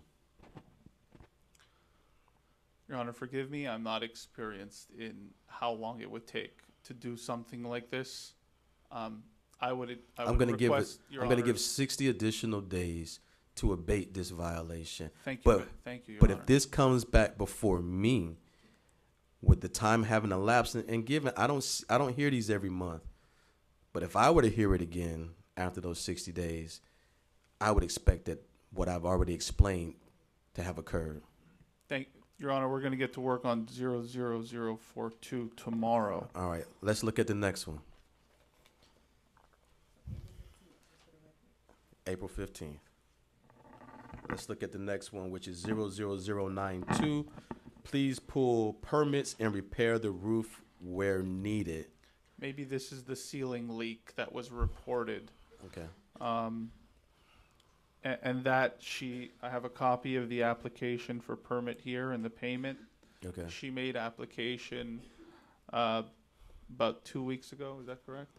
Around 2 weeks ago, she made application for that. She already did the work or hired somebody to do the work, and it's just the corner of the ceiling that was leaking. I believe, Your Honor, again, based on the violation, I'm not entirely sure if that's what the inspector was talking about, but I believe so. Just for future reference, if the citation said please pull permits and repair roof where needed, if that had originally come before me, I would have kicked it for vagueness. Yeah, and Your Honor, it's not even the roof, it's the ceiling, which is something really different from the roof. It's just drywall on the inside. It's The not ceiling the wouldn't exterior. leak. The ceiling wouldn't leak if the roof didn't have. That's not true. a leak. Condensation buildup can cause a leak on the interior without affecting the roof. So a permit has been requested. So I'm going to give and paid for. I'm going to give the same time. Can we see proof of the permit being requested? Yes. Judge, just to comment on what you stated, the notice of violation, I can pass it up, or you can see it there. That is just the following corrective measures must be taken. That's a note that the code officer writes, but it gives you the violation section number 5-20, and it also gives you the direct link to the actual code violation, like what you violated. So What is that section? What does that section say? If a let me property get you owner that. were to go to that section, what would it tell them? And Judge, I'm aware of that. I went to that section, and I read that section. And that section speaks in very broad legal terms. I mean, that's an argument that the code is, that's Yeah, not what we're here for, but, okay. For the record, this was paid for yesterday, not 2 weeks ago. I'm sorry, Judge. That's what my client told me. Just go to my. I'm good at it. He's representing that there is a permit. There's payment on the. There's a permit requested. I'm sorry, Your Honor, I do know what happened. Let me restate. It was rejected the first time she went, which was 2 weeks ago, because they told her there was something wrong with what she submitted. So when she fixed that and came back, which I guess was yesterday, that's when she was able to make the payment, and they told her it would take some time to get the permit issued and then do the inspection and close it out. All right. So that was for which number? 00092. 00092. 92. Okay. All right. So I'm going to delay that with the other one for issuance of permit. All right. Okay. So we're now looking at 00064, and this is the one. Single unit, please Zone cease prohibited rental of all additional units. Judge, this I one mean, references Article 4 in general. Yes, the ma'am. entirety of I'm Article sorry. 4. Yes, ma'am. 0092 is tabled to April 15th. Correct. Thank you. Thank you. Again, same problem here. I look at the violation. It says Article 4. Okay, I go to Article 4. Article 4 is very, very, very lengthy. I mean, the gist of this violation is that the code enforcement officer believed at the time of citing that the spaces created in the home were being rented, and to rent those spaces in the home would have been a violation of the code as adjudicated by the previous magistrate. So you would needed to show, I'm assuming he had proof of rental, so Yes. you would need to show me proof that there is no current rental going on in the space. Your Honor, what I'm reading, and I don't have the original citation. I'm at a disadvantage as well because I didn't hear it originally. Do you want me So to read it out loud, the 5-20? I have it ready for you, or I can pass it up, Judge. But what I'm reading is Article 4, and this is in the order to comply. Article 4, zone prohibited use, any use specifically listed, not specifically listed for the district as either permitted or special exception shall be prohibited. If you look at the code, which the inspector himself Now, can you please read the Sites. description of what I wrote? I'll let you speak, Inspector. Just give me a moment. It says, could not verify if anyone else was residing at the property. And then, quote unquote, as per the code, family means one or more persons, but not more than 3 unrelated persons occupying a single dwelling unit. That's Chapter 9, Article 7 of the code. So I don't have the original citation. I don't know what it says. If it is that she should not be renting, she has been aware of that for 3.5 months. And she has confirmed with me, and she'll testify here today, that she has not been renting. So You say you have the findings from the special magistrate from the original hearing? What did you have? What did you want to show me? What did you want to show Oh, no, me? you requested to hear what 5-20 said out loud. You Oh. said if you go to that section of the No. code, do you need me to read it? Or? No, no. Okay. I mean, because I am stuck with the adjudication of the magistrate who originally heard it. So, as are we, Your Honor, but Your Honor has discretion as to the abatement.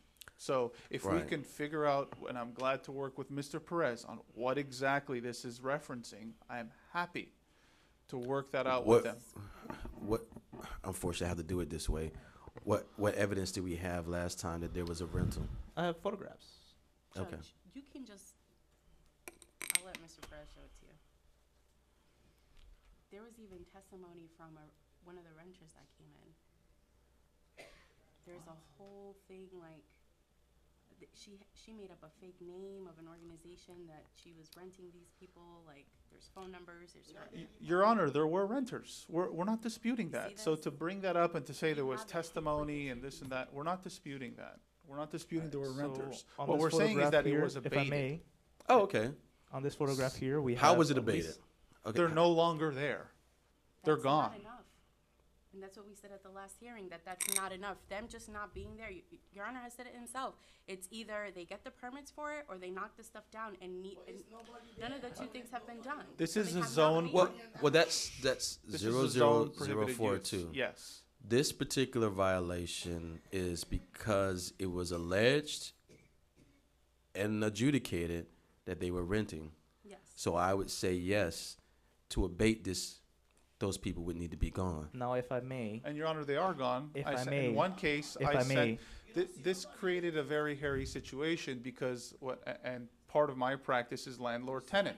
And I sent the person that was living in one of the units with the same street address a notice terminating their tenancy. They eventually vacated, so we didn't have to file suit. But Your Honor, Did can you- imagine a situation where we get into court and the judge says, wait a minute, as a defense to this action for possession, you have a zone prohibited use. And then we're caught between a rock and a hard place trying to obtain a judgment for possession when, as a complete defense to possession, the place shouldn't have been rented to begin with. But Wait a minute. So I'm a little familiar with landlord-tenant. A defense to an eviction, which gives back the property to the landowner, and a defense to that is you shouldn't have rented to me. Oh yeah, and that's a fantastic defense too. So I've seen it play out in court. So an eviction says, give me back possession of the property. The tenant says, I'm not going to give you back possession of the property because you shouldn't have rented to me. So so you're saying it doesn't become a landlord-tenant issue anymore. It becomes something else. Partially, yeah. But Because there's nowhere in the law that would prohibit a landowner from removing somebody from their property in the state of Florida. Yeah, no, that's largely If correct. it's another action that need to be taken, then I could see that. Maybe it's not a landlord-tenant. Maybe it's an ejectment, or maybe it's an illegal detainer. Maybe it's one of those things. Your Honor knows the law. But that's basically what we would encounter. So the cause of action would be converted, maybe into a detainer, maybe to an ejectment. Not to say that you can't eventually get a judgment for possession, just that you could imagine you're trying to comply, but at the same time you're trying to remove somebody who's raised a perfectly good defense. Did you send notices to everyone that she was? I sent notice to the only person that she told me was a tenant, and she said he's out. Do you have a copy of that notice? I do not. I could provide it after the hearing, Your Honor. I mean, you're an officer of the court, so I would take your testimony that that's what occurred. I That's will what email occurred. it to the inspector. All right. You'd- All right. Listen. Guys, we're not going to make this much longer than we've already been. You guys know my style. This has gone on longer than I like to have these things go on. All right? If I may, And I think everyone knows that I'm pretty astute at this. So, this ticket is dismissed. It's dismissed. Thank you, may Your I Honor. add one thing that I've been trying to mention since the beginning, that I've been interrupted this whole time. Thank you, Judge. The violation was open in regards to a tenant dispute, right? So I went there and I spoke to one of the tenants specifically. If I may, that one unit that had that one tenant is boarded and I couldn't have access to that. So I can't verify whether they were there or not. A board can be placed in 5 Listen, minutes. guys, stop. My dismissing this doesn't tie your hands of going back and seeing if a violation still exists. That's right. Thank you, Judge. I'm dismissing this one. Thank you, Judge. Thank you, Your We Honor. win some, we lose some. Thank you. All right?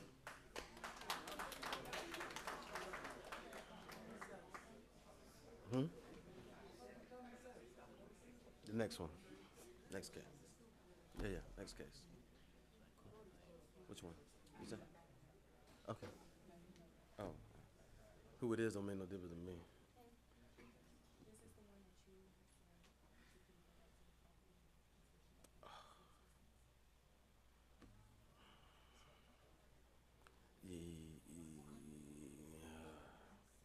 She needs to be called that. Yeah. She needs to be called. Oh, now she's sick.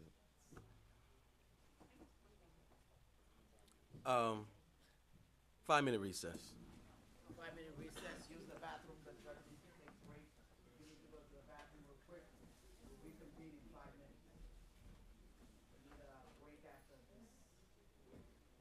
5 minutes. I know, man.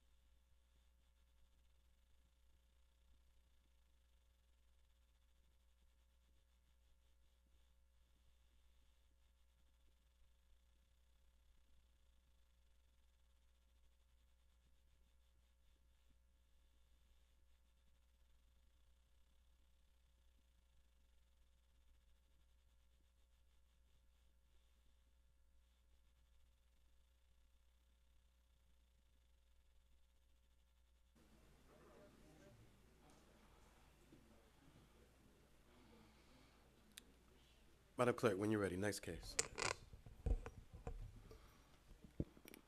The next case is Irene Balcom, case number CESSP 2019-00049.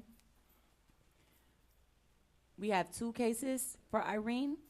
The second case is CEWWC 2019-00068. I'm sorry, the officer is Karen Jean Lewis for both cases. Okay.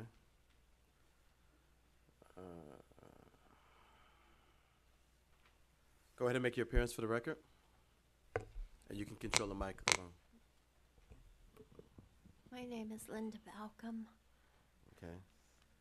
And Ms. Balcom, what's your relationship to the what's your address? 976 Northeast 133 Street. And what's your relationship to the property? I'm the owner and my mother. That's my mother's name. Okay. I'm assuming since the property is still titled in the estate of Irene Balcom, that this estate has not been probated.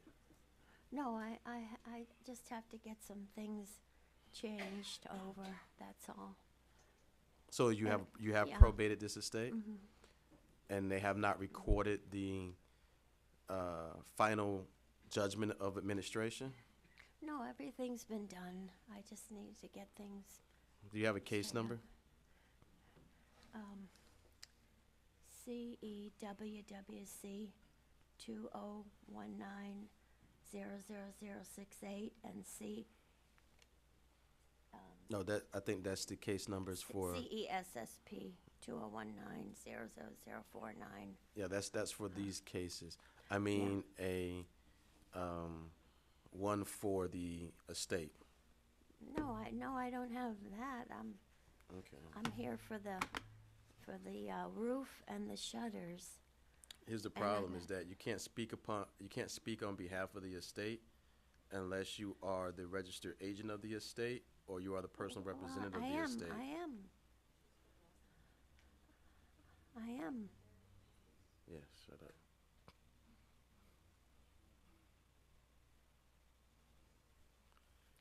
I've had Because the I believe one of the issues was that she couldn't get some of the work done because the estate hasn't been probated. No, I'm prepared to get the work done as soon as possible, and I How just long did had I the give you flu. last time? 30 days, I guess it was. So what happened? Well, I've been working on things. I've been going through, Was she a lot still of in the weather. house? I don't have a car, and with the buses, it takes quite a while. And Yeah, it was the problems that the roof was in disrepair. Such, Yes. And I believe the windows were boarded up. So Well, in its current condition, the property was uninhabitable, and I Well, ordered that it not be that's what habitated. well, that's Are what you they determined. are you I had to still listen. are you still in the property? No. Okay. I just want to say I have 14 windows, I think, and only 6, I think, have the boards, not all of them.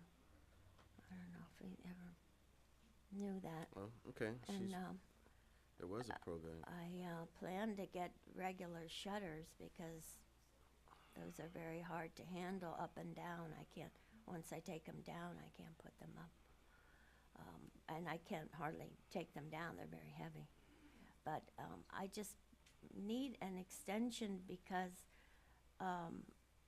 it's very close to me getting these things done. I just need a little more time.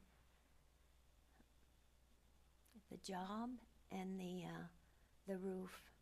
I got the proposal for the roof, that's in, and I have my plans. I'm trying to do everything I can do to have plans to get everything done to your satisfaction and mine. You need to give the county recorder's office a copy of the order determining homestead. so that title can properly pass to you. I do see in the court records that there was a probate that was attempted to be administered. That there was a petition to determine homestead. There was an order on that petition to determine homestead. But the property before it could be, Everything was done on it. Go ahead, I'm listening. I'm trying to see if the court.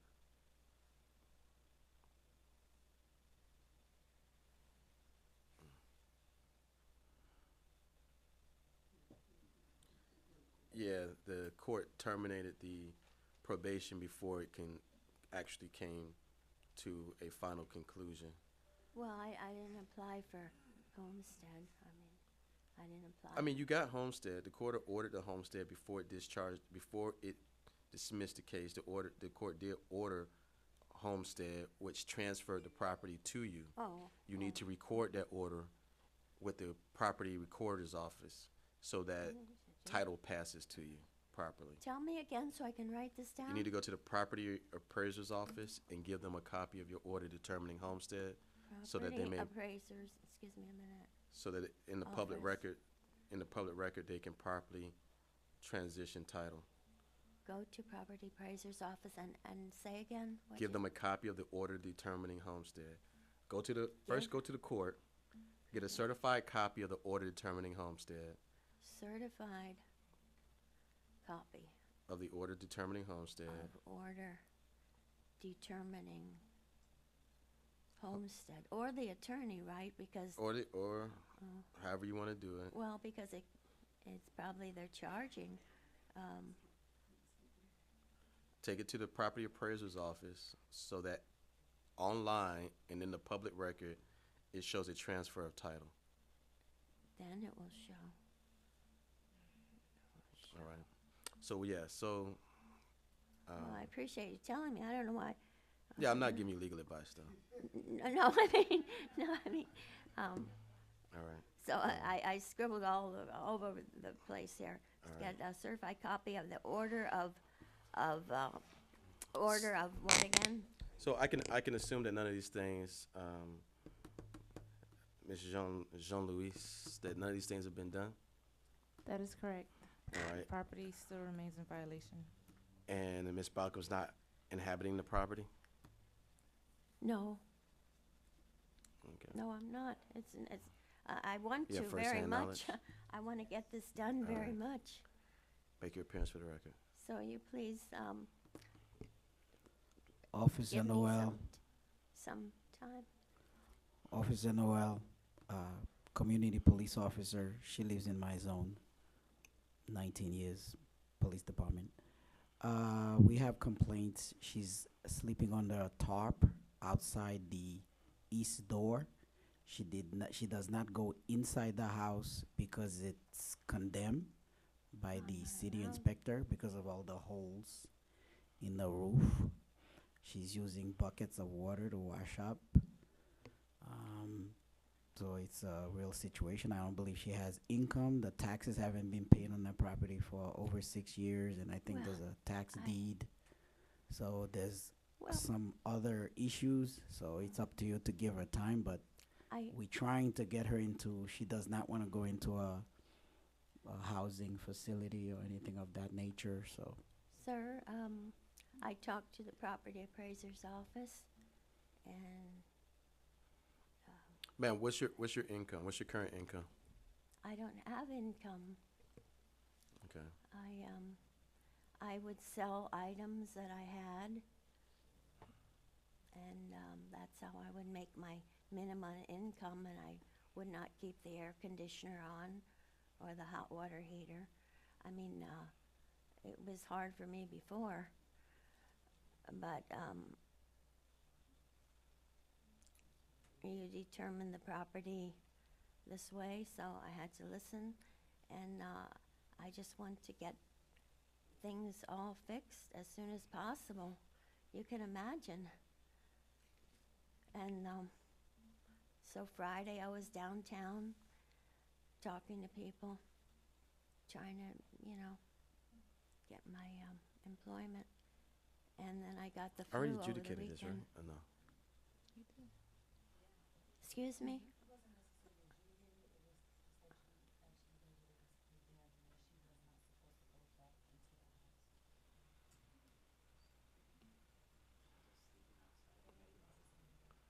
Can you give me a little more time, even 30 days? And How are you gonna do these things without income?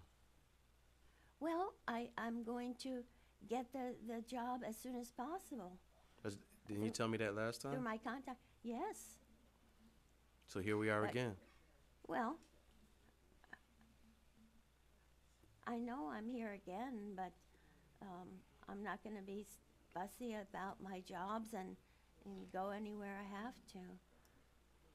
I'm not It's gonna with a be- heavy heart that I find that a violation does exist as cited. Issue that an abatement be done by May 13th. If it is not abated by May 13th, then it's $250 per day until abated. May- Okay? May 13th, I have till. You need to sell this property No, so I'm not that gonna you sell. can live. No, I can't.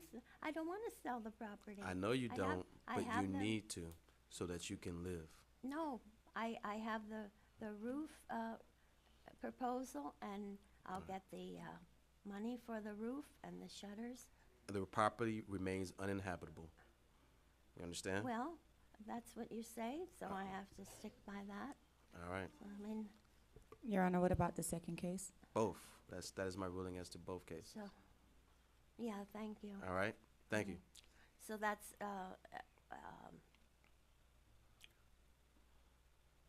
called a what till May 13th You have until May 13th to abate the violations, to abate. What does that mean? to comply, to fix the stuff. Complete the violations, or I'm not going to even think. of what. $250 per day until they're fixed. 250 a day to fixed. Well, I'm not going to be so fussy about the job. Believe me, I don't like this. I don't like it either, but here we are. All right. Thank you. Because Mhm. I came here with the flu. I wanted to speak. Thank you. The next case is Tamara Vanessa Jonathas, case number CEWWC 2019-00104. looking at y'all. The officer is John Dorville. You said Donovan? What is it? What number?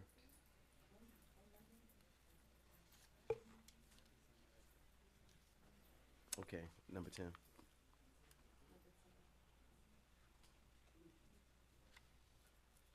Go ahead and make your appearance for the record. Okay, my name is Miriam Jonathas. I'm Tamara's sister. I have a notarized paper here stating that I could represent her today. All right, let's see the paper. Give it to Actually, give it to counsel. Okay. You're not touching it.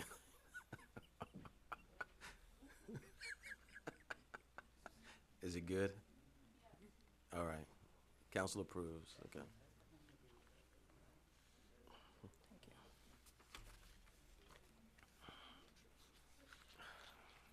All right. This is a new case. The allegations that the roof appears to be in disrepair. Remove the blue tarp and repair the roof by reinspection. You are here, so I assume that wasn't done.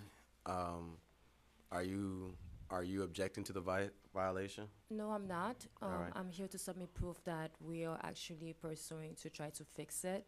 And then the lawyer pursuing the case wrote a letter to show that the case is still ongoing. Yeah, but we can't wait for your lawsuit to have a completed roof, unfortunately.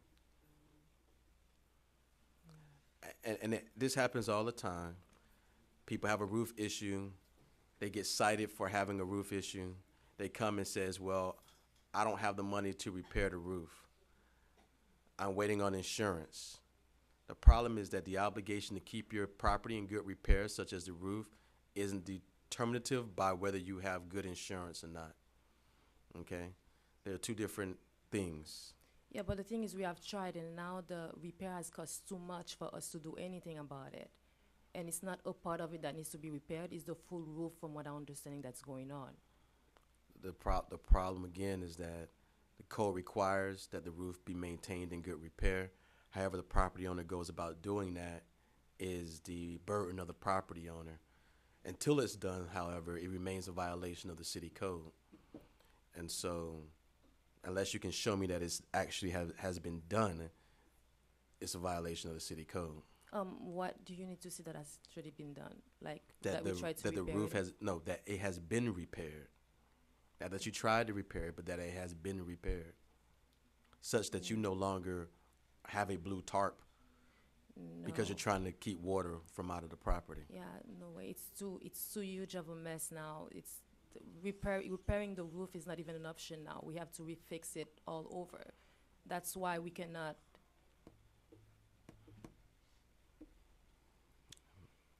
I find that a violation was properly cited.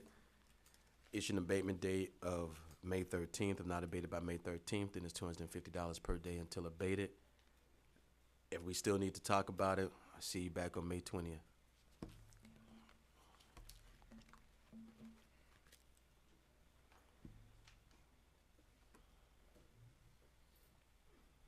Next case is New Venture Properties.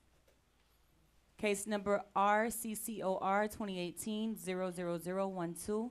This case was previously adjudicated on December 11th. The officer is Gary Beswick. All right, I see this is for a reoccupancy certificate. Did we go ahead and make your appearance for the record and to tell me where we're at? Good morning, Judge. Lance Law, co-owner, New Venture Properties ILC. I was given time to get the plans drawn up and stuff, and I pulled the permit within the time, and now we're just working towards bringing everything to compliance so they can do the final inspection.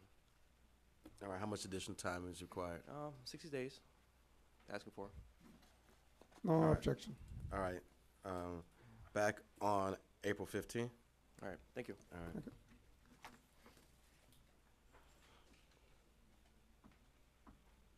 Next case, Hanika Lloyd. Case number MHVIO 2019-00253. This case was previously adjudicated on February 12th.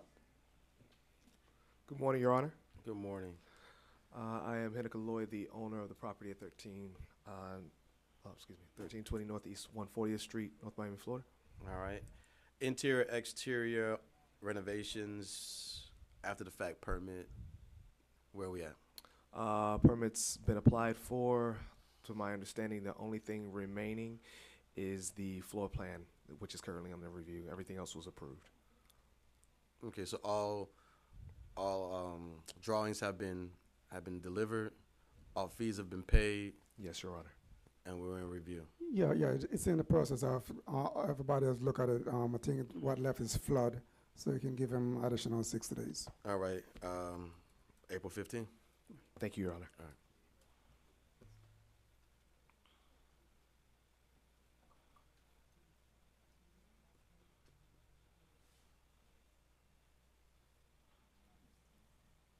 The next case is Mimo Property LLC, case number FYBRR 2019-00056. The officer is Gary Beswick. Good morning, O.V. Val on behalf of 12575 Northeast 7th Ave LLC. Mimo Properties, that was a prior owner from 2 years ago. What's the address of the property? 12575 Northeast 7th Avenue. Gary, what number is that? That's what I'm trying to find. 19, I think. 13745? No.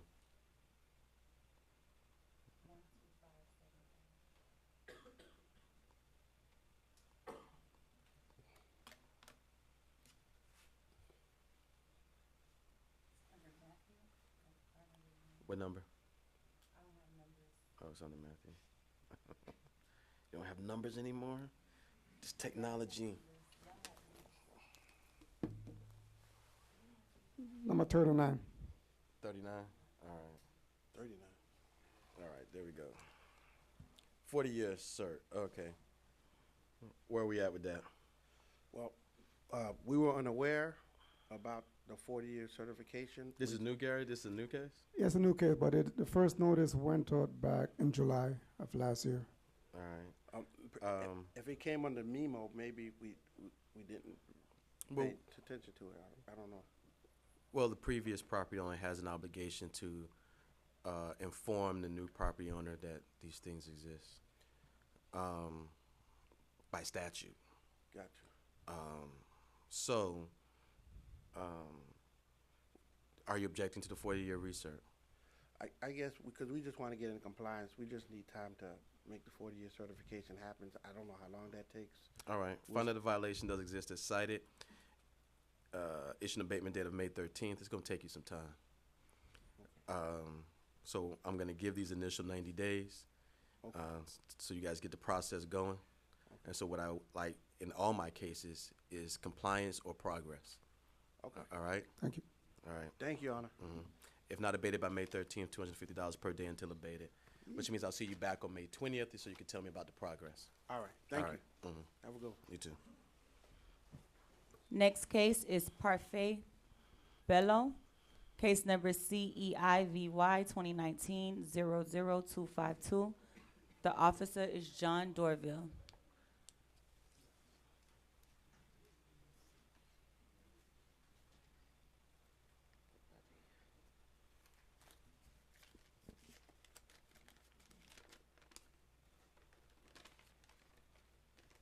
You repeat the name again, please? I'm sorry. Parfait Belair. Was it Part Bay? I should have brought my doggone glasses. 401 Northeast Oh, okay. 141st. All right.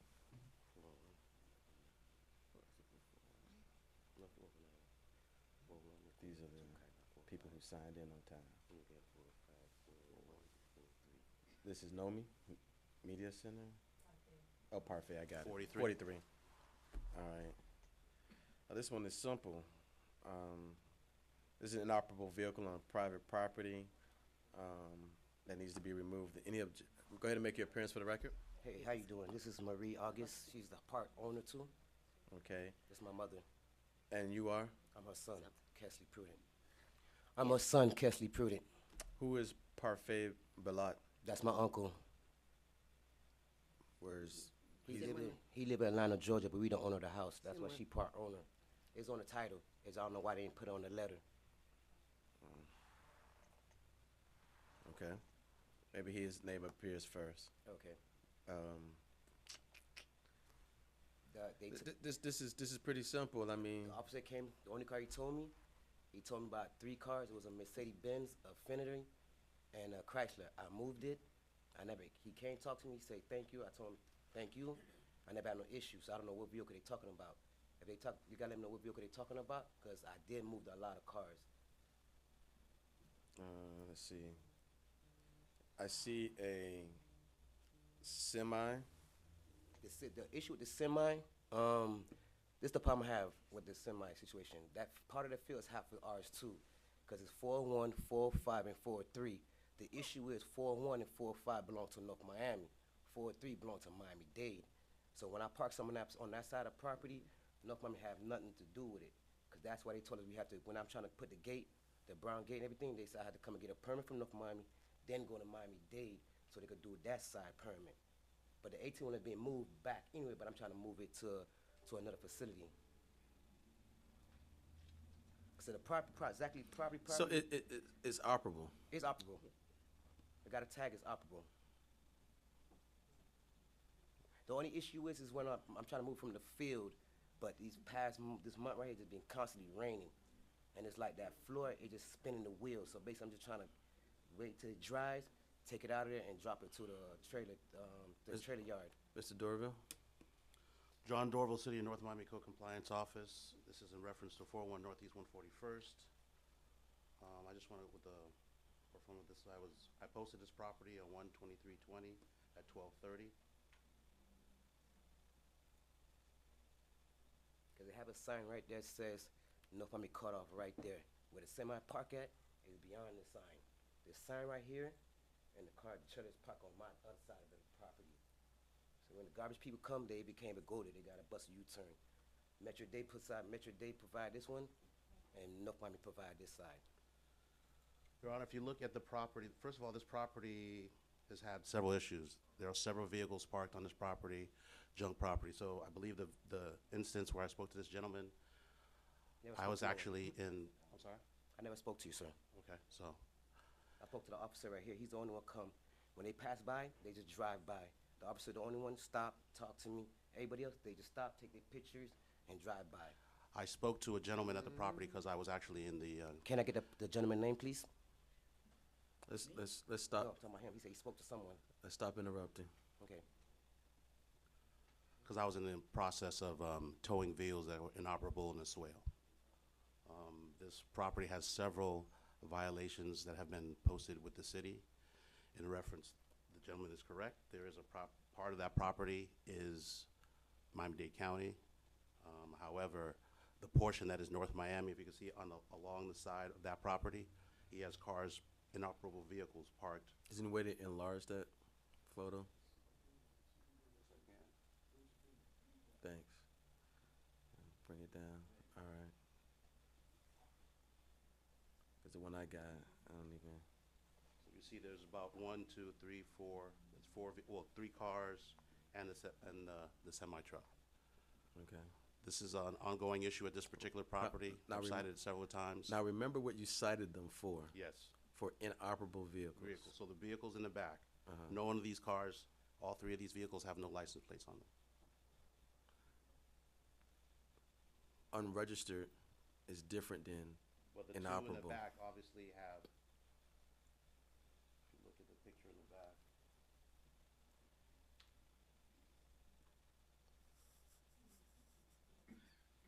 No lights, covered in tarp, the white vehicle. The vehicle behind it, the blue, no lights in the front of it.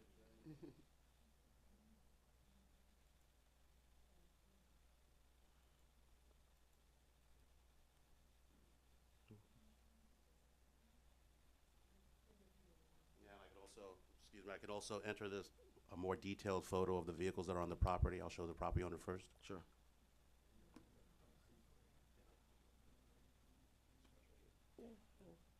See, the problem is with that right there. I got when duplex. With the top problem, you see where the car's parked at? It been moved up, so the tow truck could pick it up and removed it. The vehicle's not even there. So they needed to, last I remember when we came to court. So your testimony, these vehicles are no longer on the property. The black Chrysler 200, it runs, it's operated, and it got a valid tag. Okay. Parked in front of my house. And the other The two Mustang and, I mean, not the Mustang, the Monte Carlos and the 1973 Chevy Impala, they both cars been removed from that property. From the And- side and everything. But this is the issue I have. They keep giving me different people. Every time they come, they say, hey, listen, Moody Cars, park in the back, car cover it. Now, when they came back, the only cars they told me about was the cars in front of the house. It had turned off. So basically, the past 2-3 days, I've been paying and moving. I moved like damn near everything. I moved a Mercedes Benz. I moved a Cadillac. I moved the 2 cars. Here's the thing. He violated me for the semi truck. I understand. Here's the thing. So that we don't, you're right, you don't have to keep going. Keep going. You cannot have inoperable or unregistered vehicles on the property. Unless, can I say something? From the officer, they told me if I don't have a valid tag, as long as the vehicle's operated, it could go back and forward, and it had to have a car over it. It could be in front, it got to be on concrete. It cannot be on the grass. And that's what I've been complying on. So the semi, I'm moving the semi, and the other cars from the side already been moved. You can't have inoperable. No, that's what they told me. They told me, Listen to me. Listen to me. You can't have inoperable or unregistered vehicles on the property. Okay? That's the code. To point to, the code doesn't speak to unregistered vehicles. The code speaks to, for the IVY, specifically for this violation, it speaks to the vehicles that are inoperable, meaning they're clearly not able to drive under their own force. So he can have, right, per the code, he can have an inoperable vehicle parked in his driveway, right, Car coverage. without a registered He tag. can have a, you mean he can have an unregistered vehicle? He can have an unregistered vehicle parked in his driveway as long as it's in drivable condition and it's covered with a car cover. Why does it need to be covered with a car cover? Because there's not no tag on it. That's what's the code. That's just what's detailed in the code. So I'm complying. I'll so keep I- my comments to myself. However, for this particular issue, the issue is that at this particular property, once again, it's an issue of cat and mouse, where there's various activities going on at this particular property, several times being, sent notice to the property owner, which is the property on record, the owner on record who lives in Atlanta. But in this particular instance, I wrote a violation for the vehicles that are not operable on the property. And as of the date sent in the letter, my reinspection, those, and in fact, the photos that I just showed you, those were as of Friday. And those vehicles are still on the property. I have a letter that shows that he gave me no date. It gave me a court date. Come today, that's it. It's telling me right So that here, that was Friday, and what he's saying is, as of today, the vehicles are gone. the vehicle's gone. You don't see no vehicle on the side of the house. Because usually what they usually do, they come a day before or the same day of that morning and take pictures when they come into the court for their evidence to prove that the car's still on the property. That's what they usually do. They come on the same day or a day before to Right. take pictures. That's how it been. I've been living out there for over 15 years, and that's how it been going. I mean, I'm not if- trying to be. Listen, I'm not trying to be a hardball or nothing. I've But- been moving. I just need some more time to move some more cars. But reality, all the cars I already moved them. Every car that got a tag on and everything. And right now, I got 2 more cars to move, and it's on the property, not on my property. It's on my neighbor property. They allow me to put it there. Basically, listen, basically what I'm doing, like I told the officer, long time I should deal with the cars. I'm done with them. I got 6, 7 brothers. Each of them got 2 cars. But right now, the 18-wheeler truck, I just bought that truck. So basically, it's not like I can just jump in the truck and just drive down the street and stuff like that. I'll be breaking the law. But I park it on my property. All I need to know, where can I park the 18-wheeler truck at? Do I got to park it in front of my house?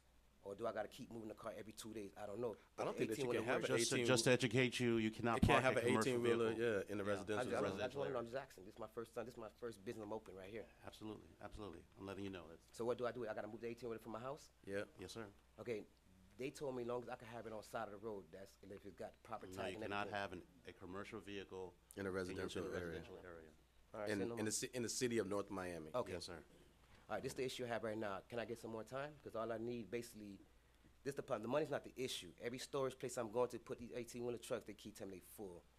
They come back next week, come something. So basically, I just probably need like another month or maybe a couple more days just to move the 18-wheeler. Don't mean to cut you off, but this violation we're speaking to here, the IVY is for the 2 Right, it's for inoperable the- vehicles in the back. It's Right. not Okay, the car, discussing the truck. they've been Right. moved. They've been moved. Okay, so obviously, if you give me some time to go to the property and review if those vehicles are gone, then I'll close out the violation. Okay. Just so you know, from what the county shows, only Parfait Balat is the owner of this property. It's no. I'm looking at a deed from the property appraiser's office, quick claim deed, back in, No, he's a main owner. It's 2 owners. They put him as the first main owner. he's My the, sister Laurie Prudence on the contract too. he's the only owner. No, I could come back and show proof. Okay. I'm just I'm showing you- just saying. I'm just I'm saying. just saying if what's it's a in problem. what's in public record Okay. is what determines ownership. No, I don't. I understand. So understand. what's in public record is that Parfait Balat owns this property as what we call fee simple, which means he owns 100% interest in the property. Okay. If she does, she may want to claim her interest and do something about it. But as far as the public is concerned and the public record is concerned, only Parfait Balat owns it. Ain't no problem. And to speak on it, when you come back, you need a power of attorney from Parfait Balat, or she needs to have obtained ownership, some All right, type no of problem. ownership. No problem. All right. All right. Thanks, guys. You need a month? I mean, to the next hearing date would be 30 days, correct? Yeah, March 18th. Yes. All right. Thanks. All right. Thank you. Thank you.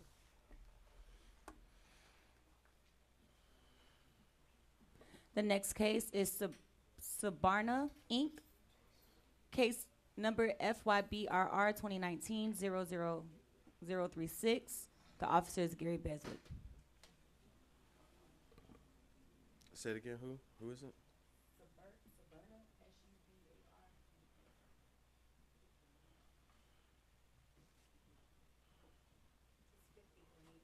Thank you. Good morning, Your Honor. My name is Ratan Lal Majumdar. I am the owner of the property. I got the letter last October, but Address?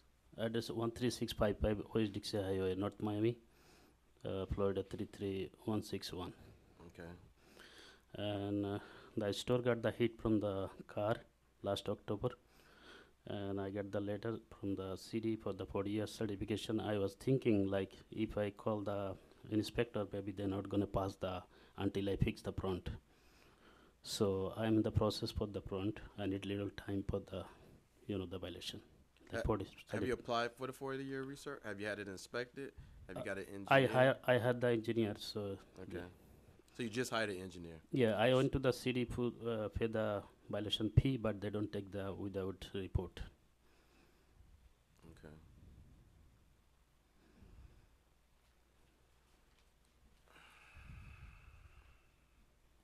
So I find that a violation does exist as cited. Issue an abatement date of May 13th, not abated by May 13th, then it's $250 per day until abated. Thank you, Honor. All right. Thank you. Thank you.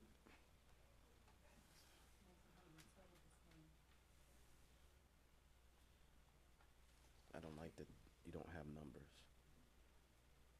Okay, I see it. The next case is Total Biscayne Corp.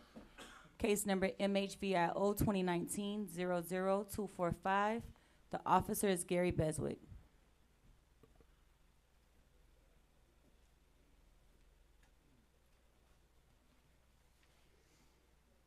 Good morning, Your Honor. Good morning. Marcelo Fernandez Lopez, President of Total Biscayne Corp., 12955 Biscayne Boulevard, Suite 406B, North Miami, 33181.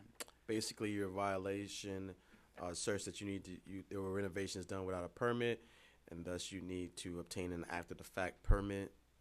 Are you contesting this? Yes. Okay.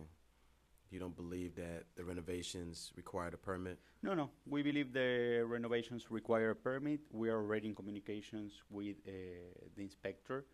Some of the inspections, the permits were applied. Some of these. So you basically have no objection to the violation? No objections to the violation. All right. Have you been able to pull a permit? Yes, we have already, and we are already in the final inspections process. Is that correct? Yeah. I remember they applied for it, but was the permit issued? Well, we already had inspections last week. Okay. There are some corrections needed to be done. This is the notice of commencement. Oh, sorry, this is the result of the inspections.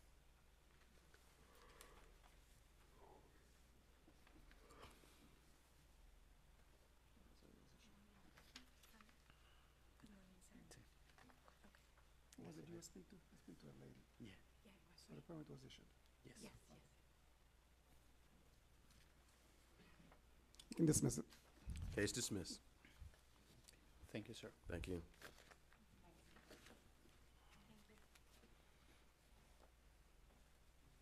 Next case is City Mortgage, Inc.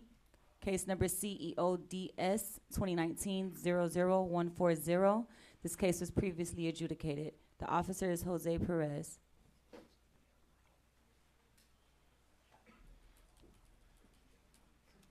Good morning. It's Jean-Claude Joseph. Go ahead and make your appearance for the record.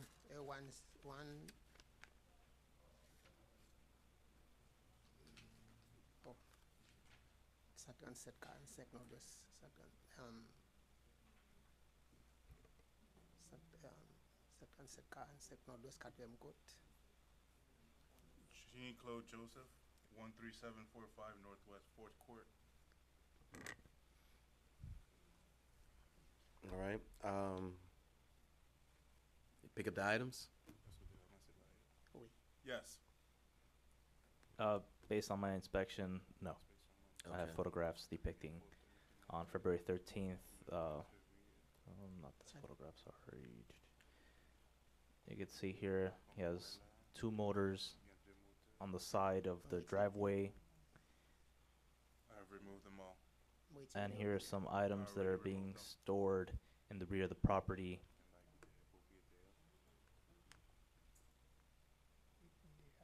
And you get some tires and miscellaneous car stuff. And that was based off my final inspection.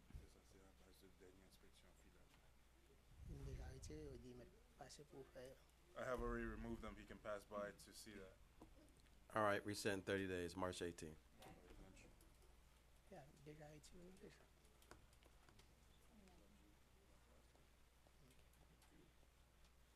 Thank you. Coinco Investments Co. Coinco Invest Co. Case number FYBRR 2019-00089. The officer is Gary Beswick. Hey, Gary, was that was you on that Balat case, right? Huh? That was you on the Balat matter, right? John, where's John?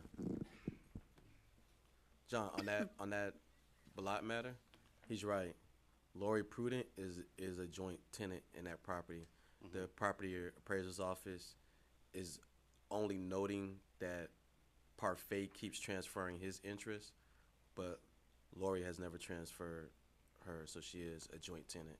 Well, she was a joint tenant.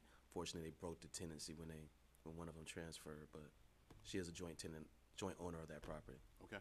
All right. Yes, sir. Just note it in your file. Absolutely. All right. Ma'am, go ahead. Make your appearance for the I'm record. sorry. My name is Leah Ocando. I'm the property manager for Coinco. Okay. This is for a 40-year research. Any objection? No, sir. How much time do you need? Never mind. Finding a violation that exists as cited, issue an abatement date of May 13th. If not abated by May 13th, then it's $250 per day until abated. Thank you so much. Thank you.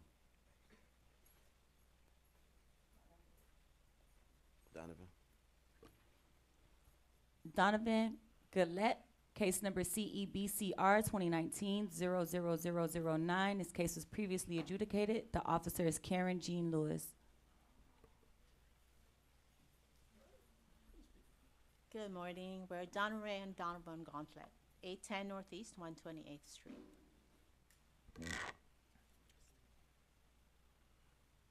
Okay.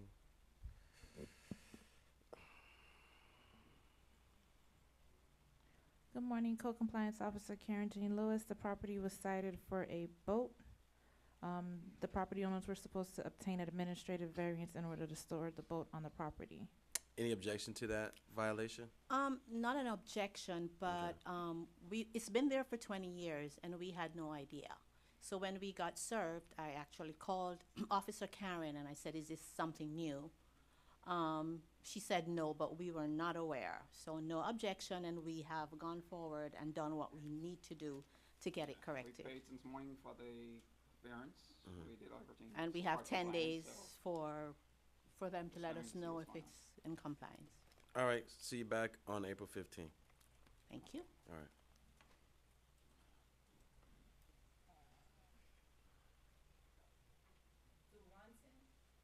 Duranton Garand, case number CEWWC 2019-00127.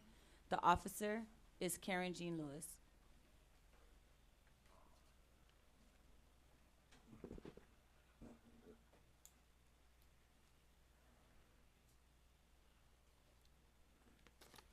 No more said. Go ahead and make your appearance for the record. 820 adresse. 820 address, Northeast 139, oui. Northeast 139th Way, Street. Street. All right.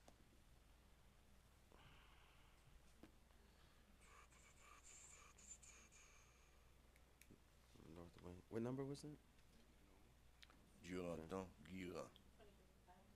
Duranton, Gira. All right. 23. Duranton. All right. So, roof needs to be fixed. Correct. Any objection to that violation? No, yeah. How much time do you need?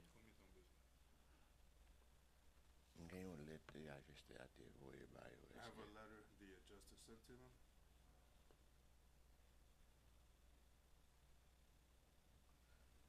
How much time you need? Bon, se adjuster a ki mette tapi ble a se pa man ki mette el. E chak le mwen recevoir yon let nan siti ya, mwen pote el bay yo, chak le yo se denye let de recevoir, pote el bay. Well, it was the adjuster that put the blue tarp on top of the house, and every time they send me a letter from the city, I bring it to them. Yeah. Et ça, c'est- Well, the reason why in putting a blue tarp on the roof, he then made it obvious that something was wrong with the roof. And so what the city is saying is that you need to repair this roof so that you can remove the blue tarp, because having the blue tarp on the roof and having a roof in disrepair is against the city code. Men ajuster ali nan negosyasyon avèk assurans la, se sa k fè. But the adjuster's in negotiation with the insurance, that is why. Yeah, but the city will not wait for your insurance claim to go through in order to have compliance. Because the city recognizes in its experience that these claims can go on for years. Ba moun dele pou mba ajuster ya. Well, can I receive a delay that I can present to the adjuster? This is the first time up? Yes. All right, find out a violation does exist as cited. Issue an abatement date of May 13th and not abated by May 13th, and it's $250 per day until abated.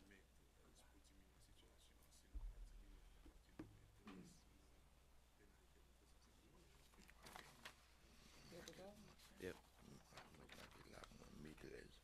EV Properties Group, LLC, case number CEBNP 2020-00001. The officer is Karen Jean Lewis. Number 25. Yes, 25.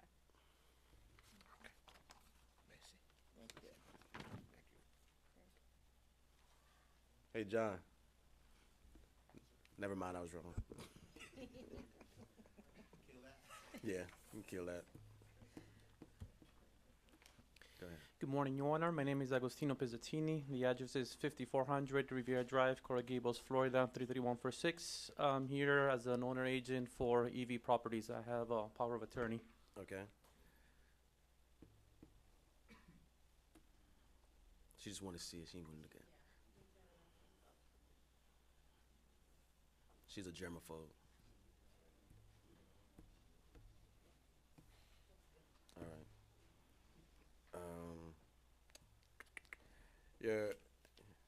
Has the owner been made aware of the violation?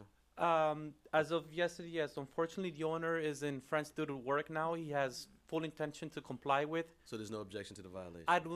Can I get some clearance on what the violation is? Because he sent me just the court appearance for today. It says obtain an after-the-fact permit for windows that were replaced without getting a permit first. Okay. So I did apply it yesterday as So, soon as I got them. First question. So, yes, we have no objection to the violation. How much time do you need? 90 days. All right. Find out the violation does exist as cited. Issue an abatement date of May 13th and not abated by May 13th, and it's $250 per day until abated. Thank you. Thank you. Thank you. Foster Leonard, case number CEREL 2019-00008. The officer is Shanna Centers. Barbara Eisenhower for Foster Leonard. Are you the registered? Are you the? I'm the owner, yes. Are you the? Foster is dead. Right. So are you It's the in, person? Are you the personal representative of the estate? Joe Fischette and I both are. Joe, so my attorney, we're splitting the house. Is there? Do you have a copy of the? I do not. Letters. No. All right. Give me a minute. A copy of what? The letters of administration. Oh, no, I don't.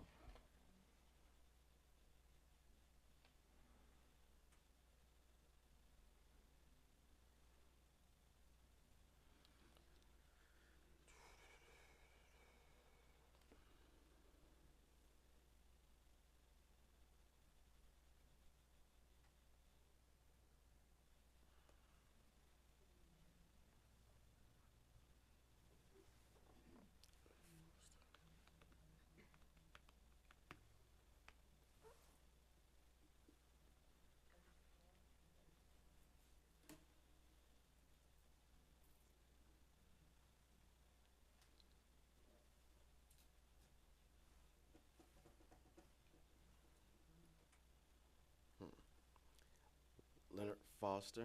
Where are you probating this It's estate? not even gone to probate yet. It hasn't gone to probate No, yet. uh-uh. Okay, because I was gonna tell you I don't see it. Yeah, it hasn't gone yet.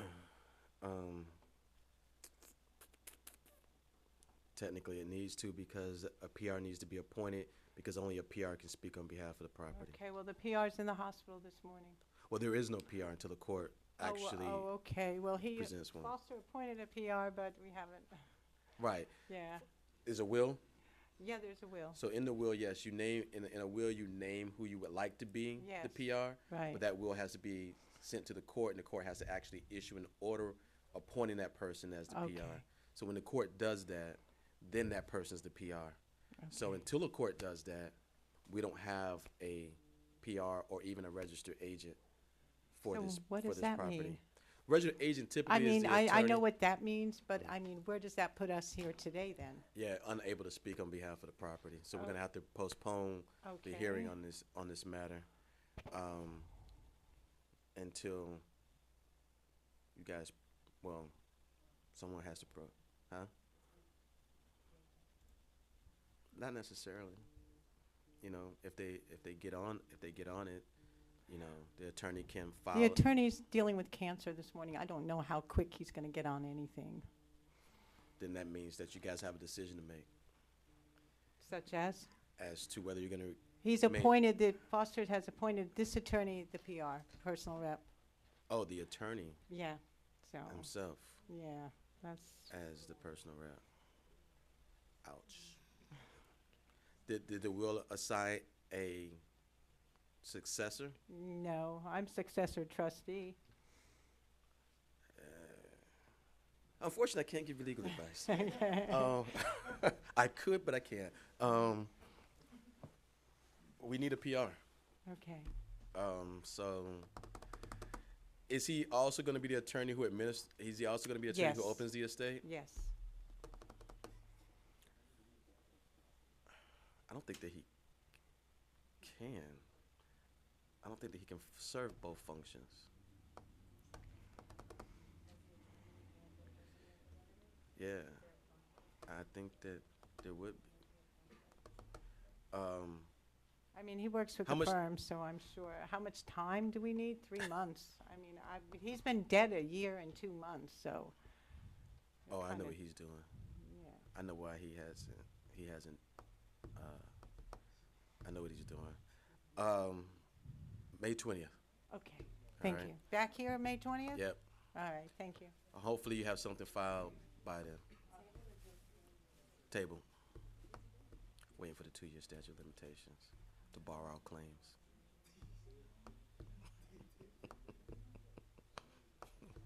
He's waiting for the 2-year statute of limitations.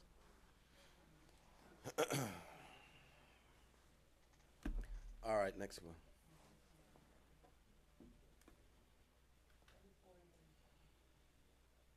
Yeah, I'm the wrong magistrate. I know too much stuff. I practice too many areas of law. The next case is Jamil Shoot, Can't get a lot past me. case number CEFAW 2019-00202. This case was previously adjudicated. We have 2 cases for Jamil. The second case is CEODS 2019-00145. This case was also previously adjudicated. The officer for both cases is Jose Perez. My name is Jamil Shoot, the owner. Do you have a picture of this? I have several, yes. I didn't adjudicate this, did I? I don't believe so. Which way is the fence falling? It's falling towards the alleyway. You can kind of see here a little bit. It's like tipping over. They said there was a neighbor complaint? Yes, the neighbor on the east side of the property. So over here, I'm not sure you can see my mouse. Yeah. Over there, that neighbor's the one complaining because it's tearing down his fence. I have photographs of that too, Let me see. as you can see here.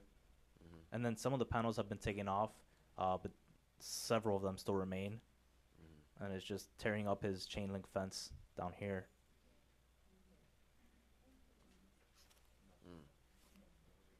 You can see some of the panels were up. So he's right at that line where if he puts up another panel, he's gonna need a permit. Because the code allows you to put up 2, 3 panels without a permit, but if you put up more than that, you need a permit for the fence. So where he's at, he's right at the line. He's right at that line, yeah. So he's either gonna repair it, he needs to pull a permit, or either tear it down. So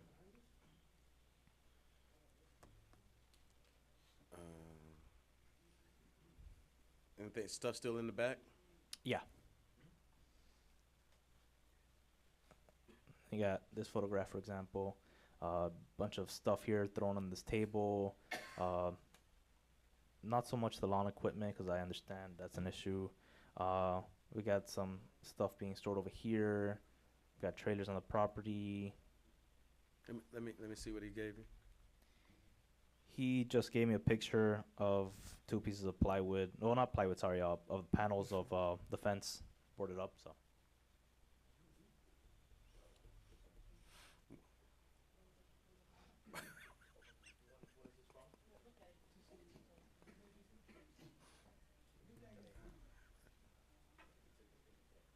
And what is it supposed to depict? What is the picture supposed to depict? Built from the fence. That you repaired it? Yes, sir. Everything is done. Everything covered, and if you want, you could double check. Well, I I mean, did you everything can you only want see me to 2 do. panels, and that I would need Yeah. to see a picture of the whole fence. Right, you got to see a picture of the yard so we can see how it. The Well, fence looks. basically, I have most of it here. You have other ones? Slide through. Let them see. Slide through 'em. She's not gonna take. Yeah, she's not gonna take the phone.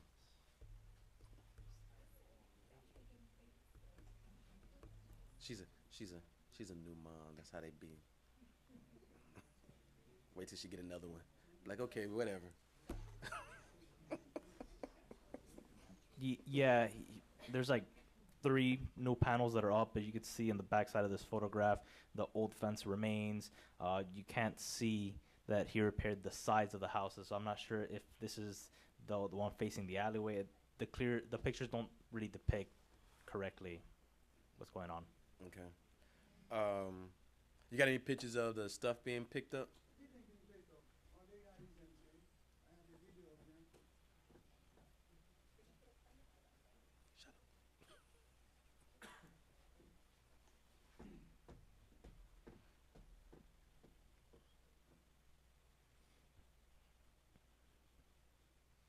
The video is a little misleading. It's only showing one side of the property as well, not showing where I took my photographs, where all the other stuff is. So I'm a little inclined on not accepting this either. March 18th. Thank you. Both cases are tabled to Yeah. March 18th? Yeah.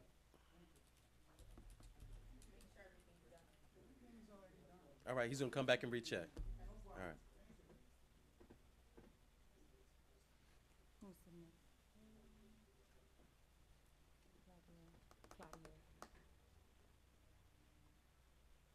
Mhm. The next case is Claudia Hamilton, case number CEFAW 2019-00207. The officer is Karen Jean Lewis. Good morning, Judge. Good morning. I'm the owner of the house at 731 Northeast 137th Street, North Miami, Florida, 33161. Okay, you've been made aware of the violation, correct? Yes, Your Honor. Any objections to the violation? No, Your Honor, except that the fence was originally placed by the next door neighbor. Really? Yes. So when the hurricane came in some time ago, a part of the fence, was blown down. Was it and- blown down into your yard? Yes, a part was. Okay. So I took up those parts that Let me see some pics. The dog did it? Oh, the dog's adorable? Oh, good look. Okay, so those panels, so you're saying that the wooden fence and the chain link fence belong to the neighbor? Yes. Yeah, he being nosy. Yes, that's his side of the house, of the fence, really. What we're looking at. That's, I think that's my side. So the wooden fence is yours, but the chain link is his? No. That part, that's his part. That's his part of the house. The That's pictures my were house taken on the from other his side. side, the neighbor's property, because they complained in reference to the fence. The fence is damaged, and the dog was coming into their yard, and they were unable to let their children play in the yard because of the dog. Whose fence is it? It's the next door neighbor fence. I actually went there, and because the officer told me to take the fence down, but I can't take it down because it was erected by the neighbor, and I would have to go on his property and pull it down on his side. I did call him though. So we assume that the fence is hers because the neighbor complained. No, when I made contact with her, she stated that she couldn't repair the fence. She made contact with the neighbor. She was trying to strike a deal where they would go half and half to replace the fence. And she told me today and showed me pictures that she removed portions of it and planted hedges, but the remaining portion that remains, it's nailed down on their side. So she said she Nailed didn't down wanna on whose side? The on neighbor's side? the neighboring property. But the person that owns the home doesn't live in the home. He's renting it. But if it's nailed down on his side, wouldn't that indicate that he erected that portion? As a matter of fact, that the owner, I've been at that my house for about 23 and a half years. This guy bought the house about 2 years ago. So of course I called him. He's a pleasant guy, and I told him, because I came here in January, and I told him, listen, we have to replace this fence because it's a problem. And he said yes, he will. He will go off and off with me, because since it's bordering our house, he said he will go off and off. And he want to use, Yeah, that's really not how it works. yes. March 18th, tell me who owns the fence. Per our last conversation, she made no mention of the fence belonging to her neighbor, and that she was going to. Right, but that hasn't been Yeah. the testimony. Yeah, I can't pull it down because it's on his, Right. it's erected. And if I move his stuff, he might get, really upset. She just said the neighbor, She told her she owned it. but she came and testified that the neighbor did. So what she's saying is hearsay, and she's saying it's the neighbor. March 18th, tell me who the fence belongs to.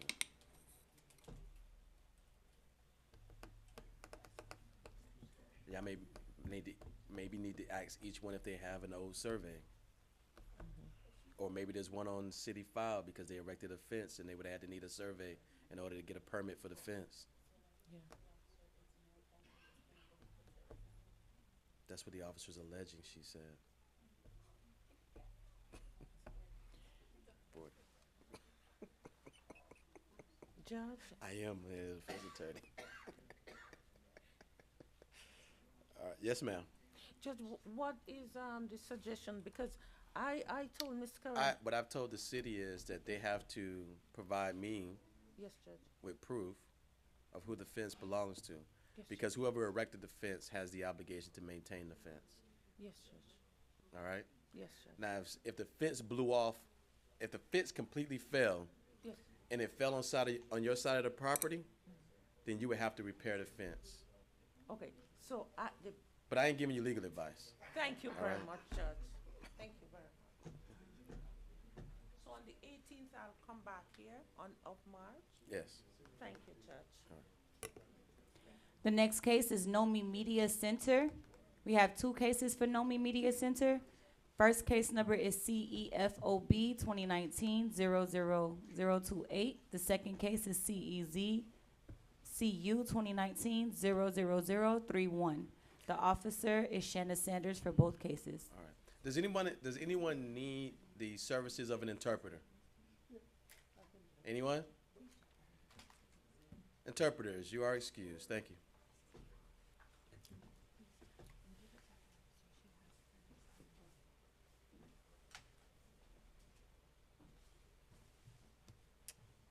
Go ahead and make your appearance for the record. Yes, my name is Misha Enriquez. I'm the owner for Gold Realty Group. And what's your position with Nomi Media Center LLC? I am a tenant. you are a tenant. Okay. Yes, for Suite 223. Right, because you need a business tax receipt and a certificate of use. Yes. Have you done those things? Yes, I did everything yesterday. And yeah. And you were able to obtain your business receipt and your certificate of use? Not yet. The officer told me it's going to take about 14 days to receive it, but I did everything on my own. Okay, March 18th. That's it? That's it. Thank you. I don't know. J? Oh, 33. 33.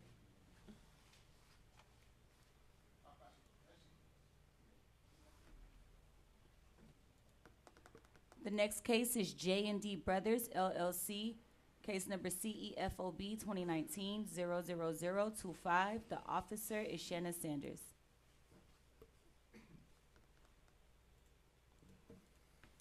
Go ahead and make your appearance. Good morning, Your Honor. My name is Daniel Halak with J&D Brothers. What's your position? I'm the owner. Okay. And you've been made aware of the violation. The business of JC Caribbean Tax needs to get their business tax receipt. Yes, correct. Have they, so there's no objection to the violation? No objection. He was processing the licensing and the permits. How much time? He processed all the permit and he passed all the inspections with the fire department, with Durham. All right. But unfortunately, the city told us that the fire permit that he got needed to have his name added to the corporation, and that's why we need a little bit of more time to fix this problem with the fire department. Whose name is it in the Caribbean tax? In the fire permit is MG Tech Multi-Service, and we need to add Caribbean tax to the fire permit. Yeah, they're correct. This is what they need Yep. in order to issue the license. March 18th. Thank you.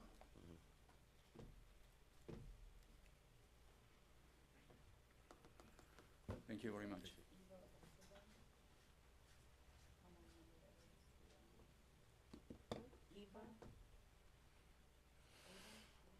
With an E or an A? 26. Okay. Eva Osborne, case number CERCV 2020-00002. The officer is Karen Jean Lewis. Go ahead and make your appearance. Good morning, Your Honor. My name is Ricardo Valle. I'm here for my mom, Eva Osborne. I got a power of attorney. Okay, great. Can I show it to you? Sure.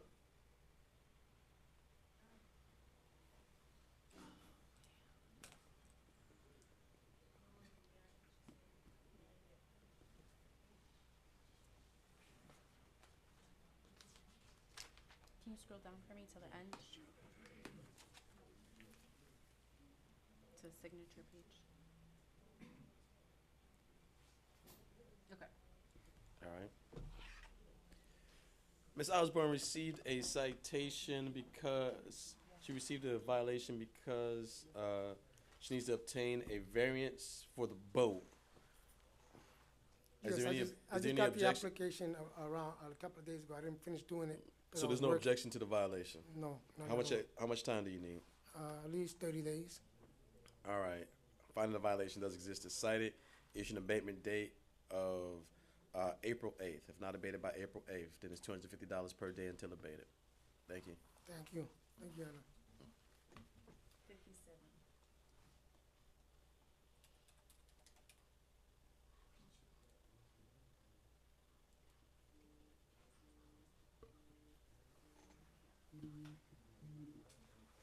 YDP Corporation, case number RCCOR 2019-00037.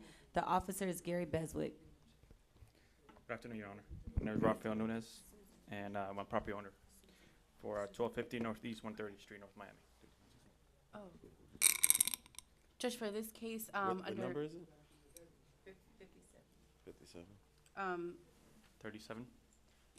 This, for the record, Your Honor, under Chapter 29, was previously Section 3-210. The city'd like to amend it now to 3-213, which is the new code. there wasn't enough time to send out the notice for the update, but I mean, it says the same thing, it's just under a different section now. For numbering purposes? Yes. It was renumbered? Yes, from 3-210 to 3-213. And the language remains the same? The language remains the same under chapter 29. Okay. You recited for, property was cited for failure to obtain an reoccupancy certificate at the time of transfer. Are you objecting to this violation? We're not. All right, how much time do you need? 6 months. Finding the violation does exist as cited. Issue an abatement date of May 13th and not abated by May 13th, and it's $250 per day until abated. Thank you. All right.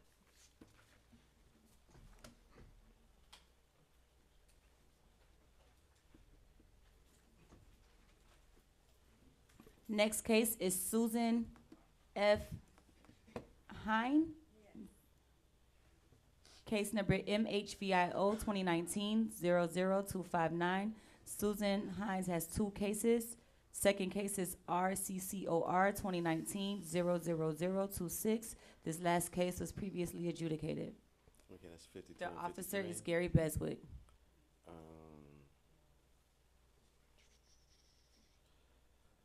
It's 52 and 53. Right. Got it, the kitchen and flooring removal.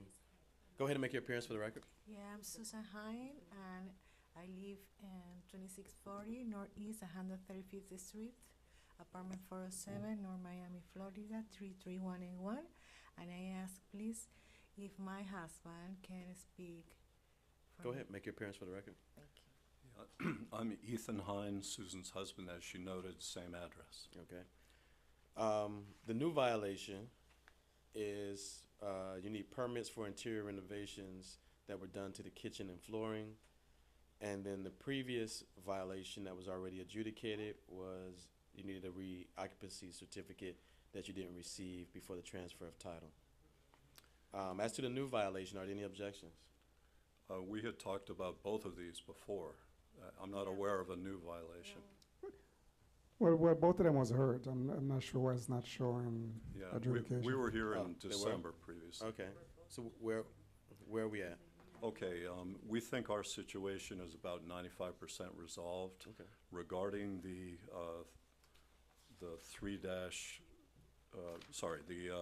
5-32 working without a permit, we did obtain a permit. The floor is in soundproofing and floor covering. It's been inspected twice by city inspector. So you obtained the permit, you got the permit? No, Yes, for sir. Yeah, the only thing remaining is the baseboard has not yet been installed, and I had misunderstood that I should not install that so they could verify the soundproofing. So I would be very grateful to get a little additional time to get that last part of the work done. Okay. Also, part of the violation was for the kitchen that was gutted out. The kitchen was done under a previous permit with a contractor. No, it wasn't. Okay, we had understood that it was, so that part sounds new to me. Because we definitely had a contractor working in there with city permits, and part of his scope of work did involve the kitchen. No. He's saying that the city doesn't show permit for the work that was done in the kitchen. No. So double check it. Okay, so we need to verify what was part of the previous permit, and if that had not been included, we need to add it, I guess, to our current permit. Or you need to get it after the fact for that. For Yes, that I work mean, that was done. the soundproof was, the flooring was after the fact, but he needed to try to amend it before it's final, because once it's final, I'll have to do a new one. So you need to try to amend it before it's final. Before the final. Okay, amend the permit for the kitchen Correct. before the final for the floor. Correct. If not, you have to start from scratch again. Okay, understood. All right. And, yeah, the kitchen is gonna take us some time to get done. And you're not gonna be able to get the reoccupancy certificate until those things are done. Correct. Okay, All right. I had a question about that. We had talked about this. There was no sale, there was no reoccupancy. We just took my name off the title. So, how should we handle that, given that it can't be done until the kitchen is done? Because we're gonna need to wait and save funding for the adjudicated it? kitchen. Yeah, you did, yeah. Didn't we argue about this Yeah, a lot? yeah. Yeah, we argue about Yeah. this a lot, yeah. Yeah. And the way that it reads or transfer. Correct. That's what happened. Yeah, It reads it- or transfer. Yeah, so, yeah. That sucks. Somebody should change that. Nah. Well, may I ask a question related to that? Is the kitchen necessarily linked to the reoccupancy inspection? Yes. Yes, because it's a matter that was done without permit, or was being done without permit.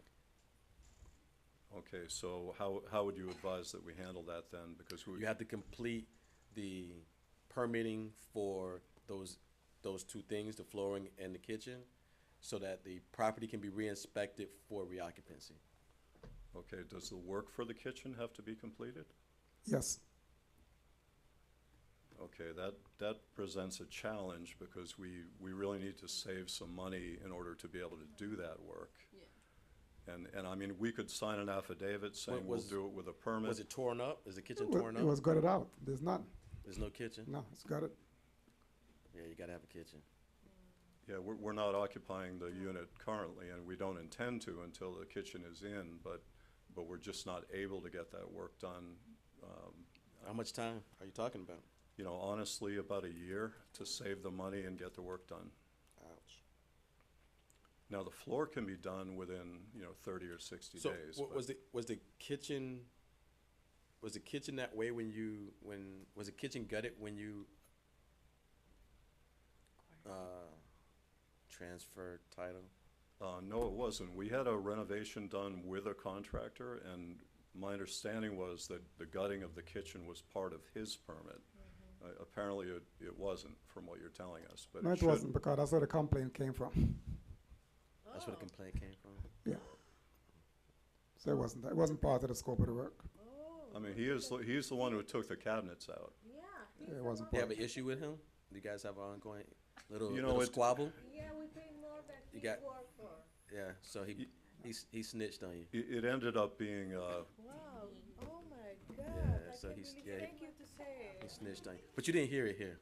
Yeah, wow, wow. so we want to get this all cleaned up properly, and we're making our best effort to do that. I think the complication is this issue Well, with the kitchen. I mean, you do because the city's not gonna give you a year.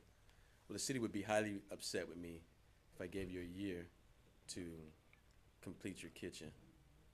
Well, but the keys, as he stated, but it's not something we can monitor. The keys cannot be occupied. Right. So as long as it stay vacant, All right. we can put it on. I can post it on an inhabitable. So we can entertain it. See, it's difficult to entertain it like we usually do because what are my two requirements? Compliance or progress. Correct. You won't have the progress. True. You just won't have the progress. Which means the city they would end up doing what the city wouldn't want, which would be sitting around for a year There for you them go. to be able to complete Yeah. it. Mm-hmm. Correct. We can complete the floor and show progress. And if we need to attest or sign an affidavit concerning the kitchen, we're happy to do that. Here's what I'm telling you. Were these adjudicated already? 52? To my understanding, it was one, but in this case, it looked like it was just one. But I thought because it came before you with both cases together. Maybe we were so focused on the React. transfer of title. Maybe we forgot to adjudicate Yeah. this one. So I find that the violation does exist as cited. Issued abatement date of May 13th, not abated by May 13th, and it's $250 per day until abated. So here's what can happen. You got to show me, you got to build it little by little. You can't save up a whole bunch and then try to reconstruct it. You're going to have to build it little by little. All right? Figure out how that works. Both were adjudicated. They were? Oh. So it's your fault? That's what I thought. Okay. So if that works out, or if that doesn't work, let me know on May 20th. All right? So we need to plan to be back here on May 20th? Yeah. Okay. The reoccupancy inspection has to wait until the kitchen issue Yes. is resolved? Mhm. Correct. Okay, and I'll go ahead and add the kitchen to the floor permit. Correct. And, Ooh. technically, on 52, which is 00259, once the permit is issued for the kitchen, that That citation- violation that's- stop. That Correct. violation is stopped. Correct. So you'll only have the reoccupancy one to have to deal with. Correct. Which then still puts in the same position. You need to show some progress. Correct. All right? Okay, so I think I got that. What was the date again, please? May 13th for abatement, hearing May 20th. Hearing May 20th. Yeah. No. Yes. And so we're clear because Yes. all what we're talking about was discussed last time. Right. So So- May 20th. It's tabled till May 20th. All right, so we're, just to confirm, if I could please, we're not gonna worry about the reoccupancy inspection for now, Correct. right? Well, here's your issue. Between now and May 20th, right, you have to amend your certificate, your permit to add your kitchen. Once you do that, that citation for that is resolved. It's dismissed, which we'll know about on May 20th when we come back. You'll still have the issue of reoccupancy, which will require a full kitchen being done, which in order for us to keep delaying it, you got to show some type of progress. Okay, understood. All right. So the fact that the permit is amended constitutes progress. Correct. And, Which will give me a basis to set you back for another date on May 20th.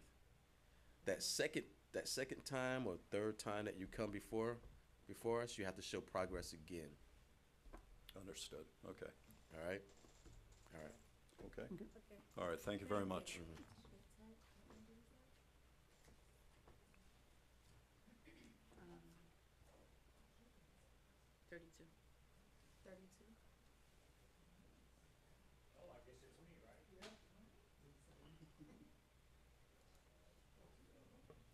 ITSAC, case number SDNOV 2019-00069. This case was previously adjudicated. The officer is Aaron Barber. Go ahead and make your appearance for the record. Itzhak Tzfadia, 777 Northeast 125th Street, North Miami. All right. Where are we at? Finally, I got approval from the city to share the dumpster with my neighbor, and we're gonna dump it twice a week. I got the agreement with the neighbor, and everybody's happy. Here's what the issue was. It says that dumpsters or garbage containers have to be screened in and or stored away from the view of the street. Yes. So we've done that? That's what's gonna happen. We just, he was sick, so, but I have the agreement here.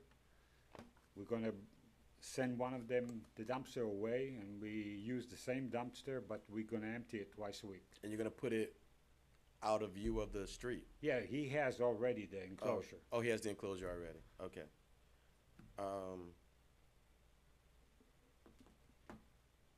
Aaron Barber, City of North Miami Code Compliance. Yes, once they are permitted by code to share a dumpster, as long as it's not overloaded. The dumpster that he's referring to has been enclosed, so the dumpster that he currently has will be removed, and the violation will be. Is that good enough for you? It is, yes, sir. Case dismissed. Thank you. Thank you.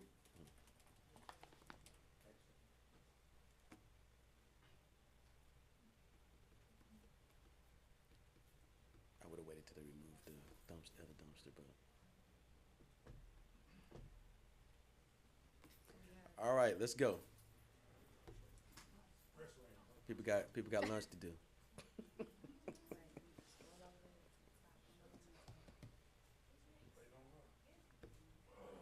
She said, call them.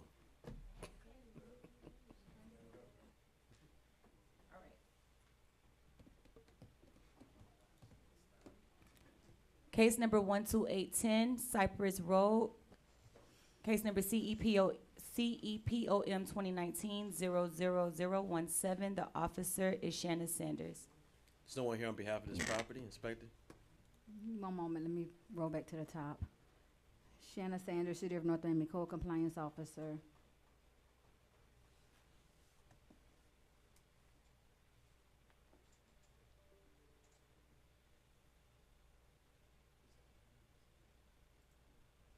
This is a new case for an unmaintained pool. It was originally cited November 12, 2019, whereas notice of violation was mailed to the property. I went back out to the property again on November 26, 2019, whereas I went out with the police department because we received a call about squatters being in the property. At that time, I inspected it, verified that the pool was dirty. As of last week, Wednesday, the pool remains in the same condition. I am showing that proper service was given. The property was posted on January 29th, 2020. I have photos if you would like to see. Thank you.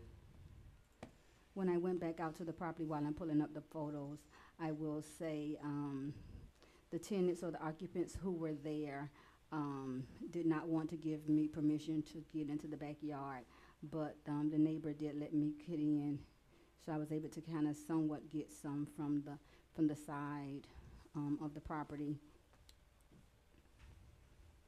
As you see here, the pool is still green. They're saying still breeding mosquitoes, still needs to be, you know, clean, drained, covered. Gotcha. They do have a small child residing at this property. Seems to be maybe between the ages of 3 and 5. The service? I am showing proper service was given. The property was posted on January 29th, 2020 at 2:55 p.m. All right. Having heard the testimony evidence presented, the property owner failing to appear after having had proper notice find that a violation does exist as cited. Given an abatement date of March 11th, if not abated by March 11th, and it's $250 per day until abated.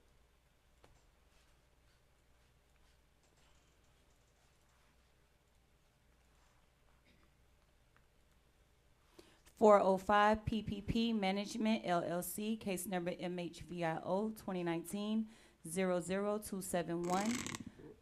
This property has another case, which is RCCOR 2019-0028. Both cases was previously adjudicated. The officer is Gary Beswick. Good afternoon, Gary Beswick. I'd like to table both of them for 6 months. For 6 months? Yeah, what happened, a new owner bought it with a conditional agreement with the city, so they're taking responsibility for everything. And they have a one-year agreement, so we're just going to table it for 6 months, see the progress. Okay. Thank you. All right, that's 1, 2, 3, 4, 5, 6, August 19th. So granted.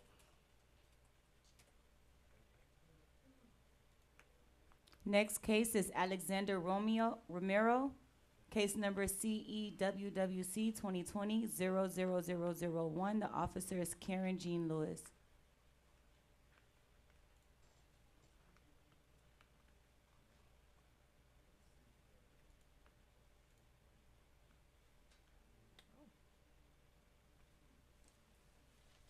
What number is it?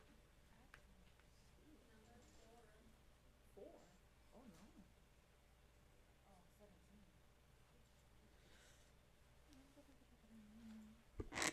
Good afternoon, Co-Compliance Officer Karen Jean Lewis. The property 1055 Northeast 135 Street was cited to repair the roof. There's a blue and brown tarp on the roof. Contact was made with the property owner, Mr. Romero. I did see in the system that he did pull a permit to fix the roof. However, the roof has not been fixed. Notice to appear was posted on January 23rd at 11:45 a.m. All right. Having heard the testimony evidence presented, the property owner failing to appear after having had proper notice find that a violation does exist as cited, issue an abatement date of March 11th and not abated by March 11th, then it's $250 per day until abated.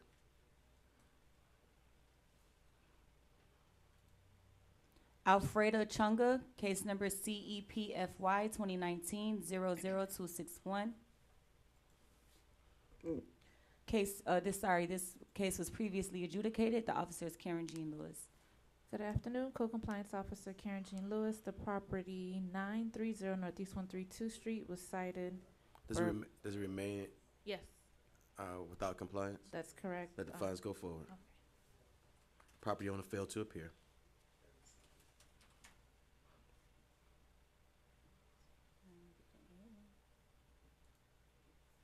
Edwin Morno, case number CEIVY 2019-00226. This case is previously adjudicated. The officer is Wayne Clark.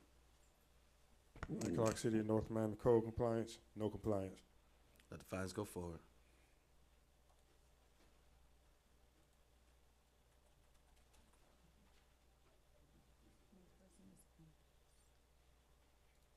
Invest and Conquer, case number CEFAW 2019-00210.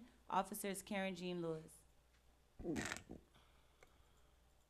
Good afternoon. The property 13900 Northeast 11th Avenue was cited to repair the damaged chain link fence.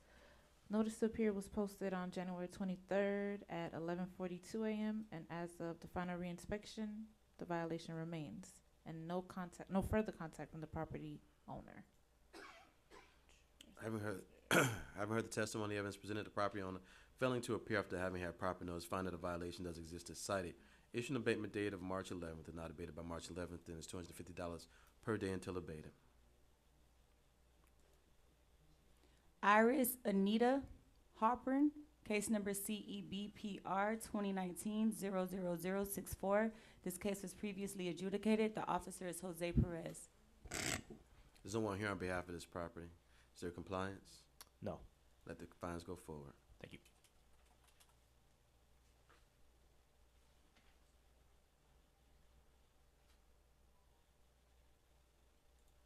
Marie Florence Corden, case number FYBRR 2019-00024. The officer is Gary Beswick.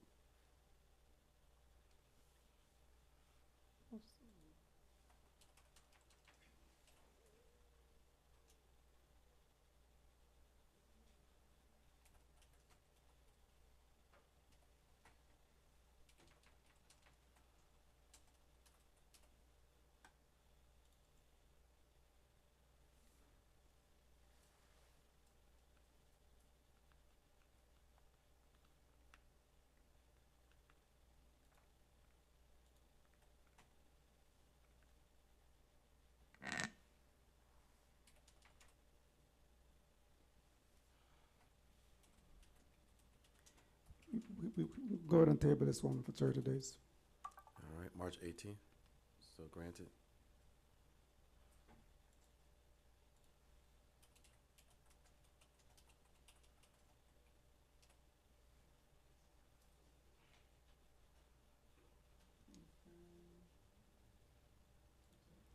Joan Winokur, case number MHVIO 2018-01260. This case was previously adjudicated. The officer is Gary Beswick.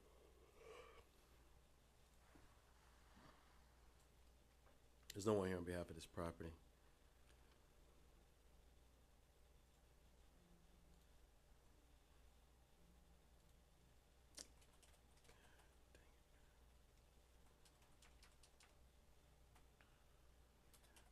This case is previously adjudicated, and the notice to appear was posted on the door on January 27, 2020 at 1:25 p.m. Affidavit of service is on file. Do we have compliance?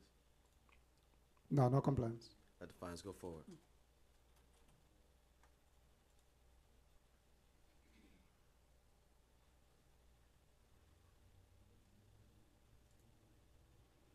Ocean Air Management, case number FYBRR 2019-00031. The officer is Gary Beswick.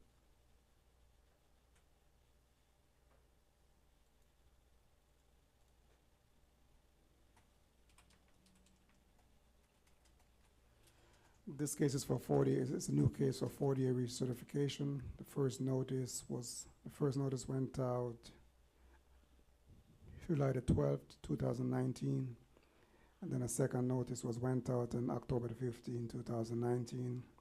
As of today, there's no report has been submitted to our office. A notice to appear was posted on the door on Thursday, January 30th, 2020 at 2:30 p.m. Affidavit of services on file.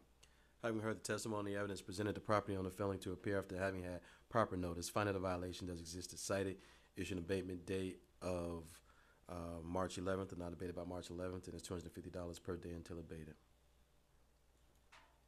Matthew Bedment, case number CERCV 2019-00163. The officer is Shannon Sanders.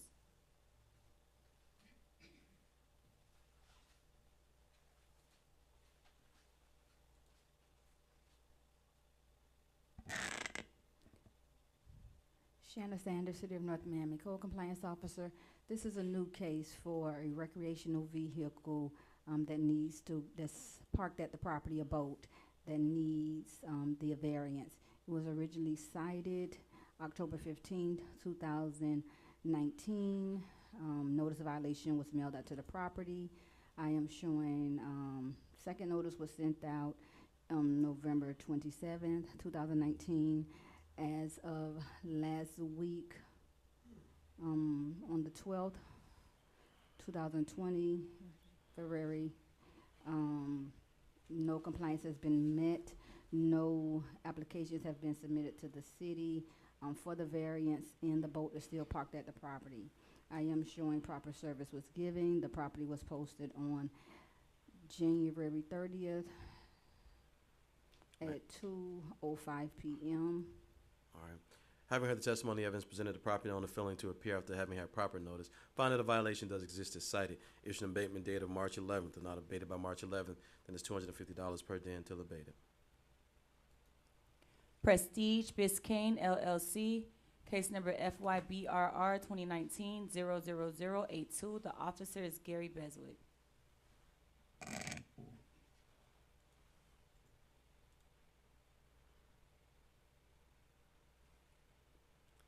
Good afternoon, Gary Beswick for the City of North Miami. This case is for 40 recertification.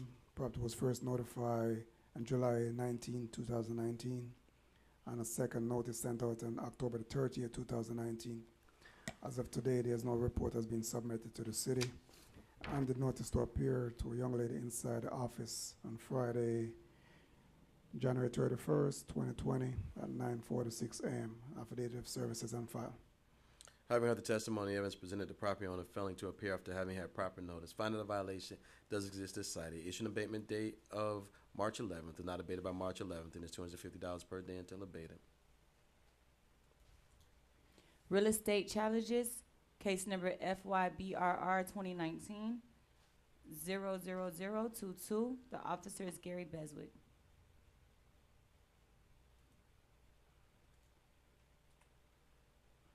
Good afternoon, Gary Beswick for the City of North Miami Building Department. Property was cited for 40-year recertification. First notice went out July the 10th, 2019. Second notice went out on October the 15th, 2019. As of today, no report have been submitted to our office.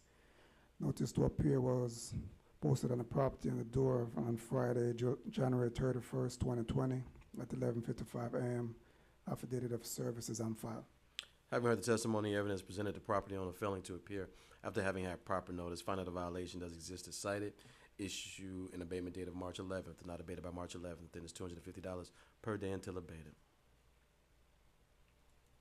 Ramona Colon, case number CEOSV 2019-00115. Officer is Wayne Clark.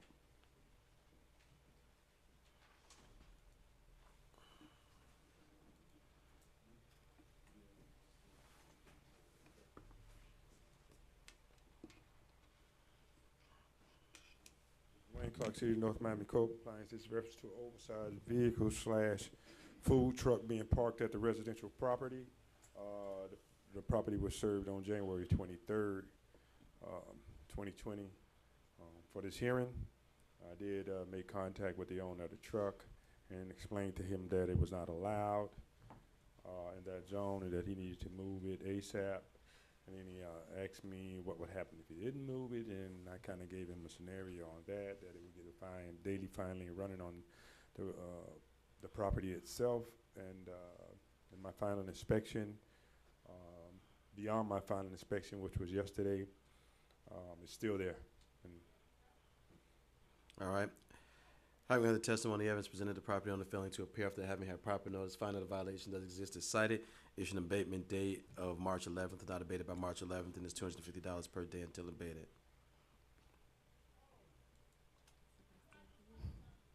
Psalms 23 Laundry, case number CEFLR 2019-00034. The officer is Shanna Sanders.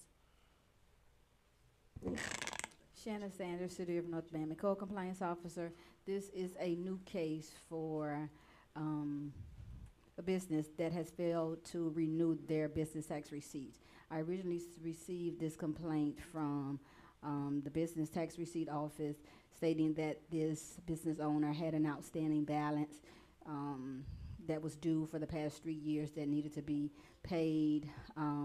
I visited the property initially on November 8th when it was brought to my attention, spoke with the laundromat attendant who then called the property owner and the business owner by phone. He stated he would come in, pay the outstanding balance. He has paid for the past 2 years.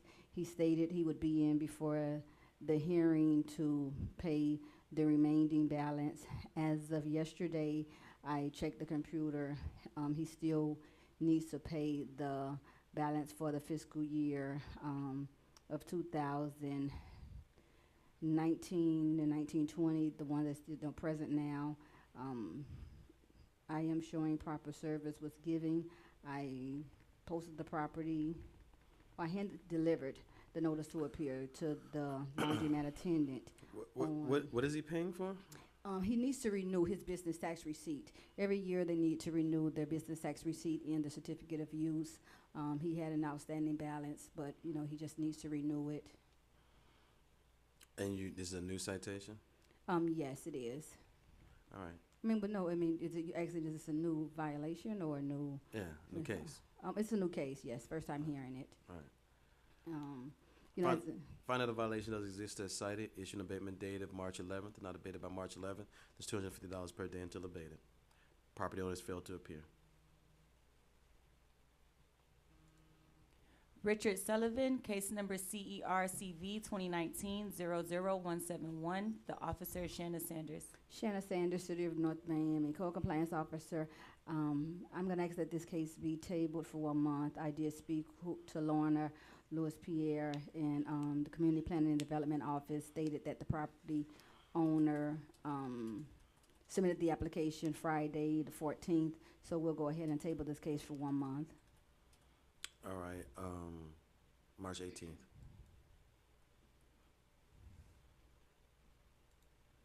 Richard Thompson, case number CERCV 2019-00179.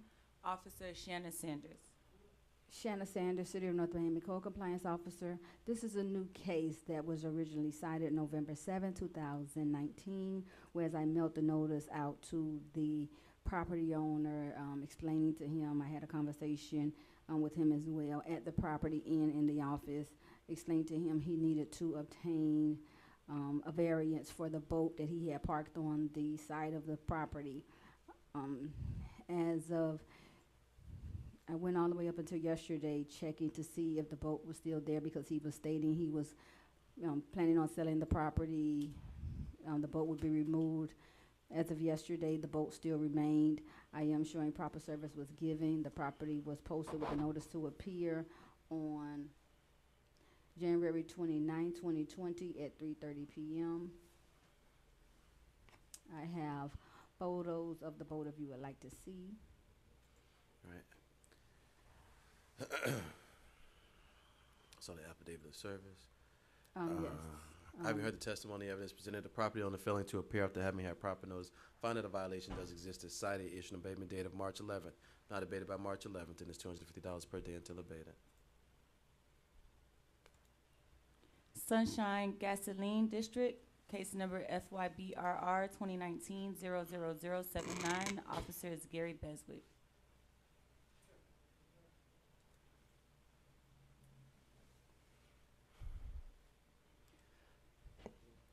Good afternoon, Gary Bezek for the City of North Miami Building Department. Property was first cited for 40-year building recertification on July 19, 2019. A second notice was mailed out on October 30th, 2019. As of today, we haven't received any report. Notice to appear was handed to a young man on Friday, January 31st, 2020 at 10:23 a.m. inside a service station. Affidavit of service is on file. Having heard the testimony, evidence presented, the property owner failing to appear after having had proper service, finding a violation does exist as cited, issue an abatement date of March 11th. If not abated by March 11th, then it's $250 per day until abated. Ware Homes LLC, we have two cases. First case number is CEZ-CU 2018-00006. Second case number is CEZ-PU 2018-00053. Both cases were previously adjudicated. The officer is Karen Jean Lewis.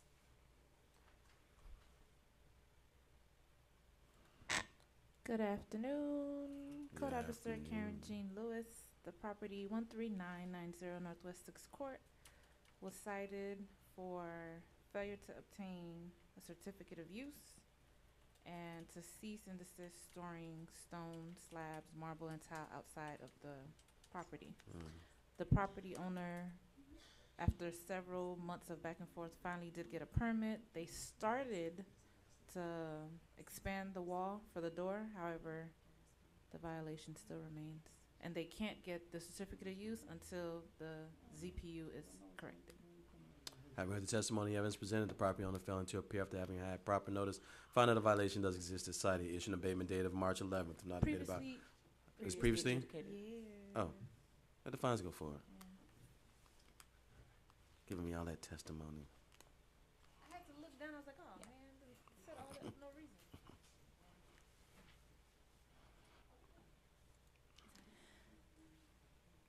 Zerch Condo, case number MHVIO 2019-00417. This case was previously adjudicated. The officer is John Dorville. Good afternoon, John Dorsey, North Miami Code Compliance Office. I need to dismiss this case. This property, this was my attempt at having this property have its elevator certificate, which is states 2014. This is my second attempt to have this property move forward with this. However, they have been previously, they have actually a standing fine lien case, MHVIO 2018-00722. So they have an ongoing. They have an ongoing fine lien case, sir. Yeah. Yes, sir. That's how that works. I wish some of my other cities would be on top of it like that. Can't cite them for something that's ongoing. Yes, sir. Dismiss. That concludes today's agenda. If there is nothing else to come before this special magistrate, hearings are hereby adjourned.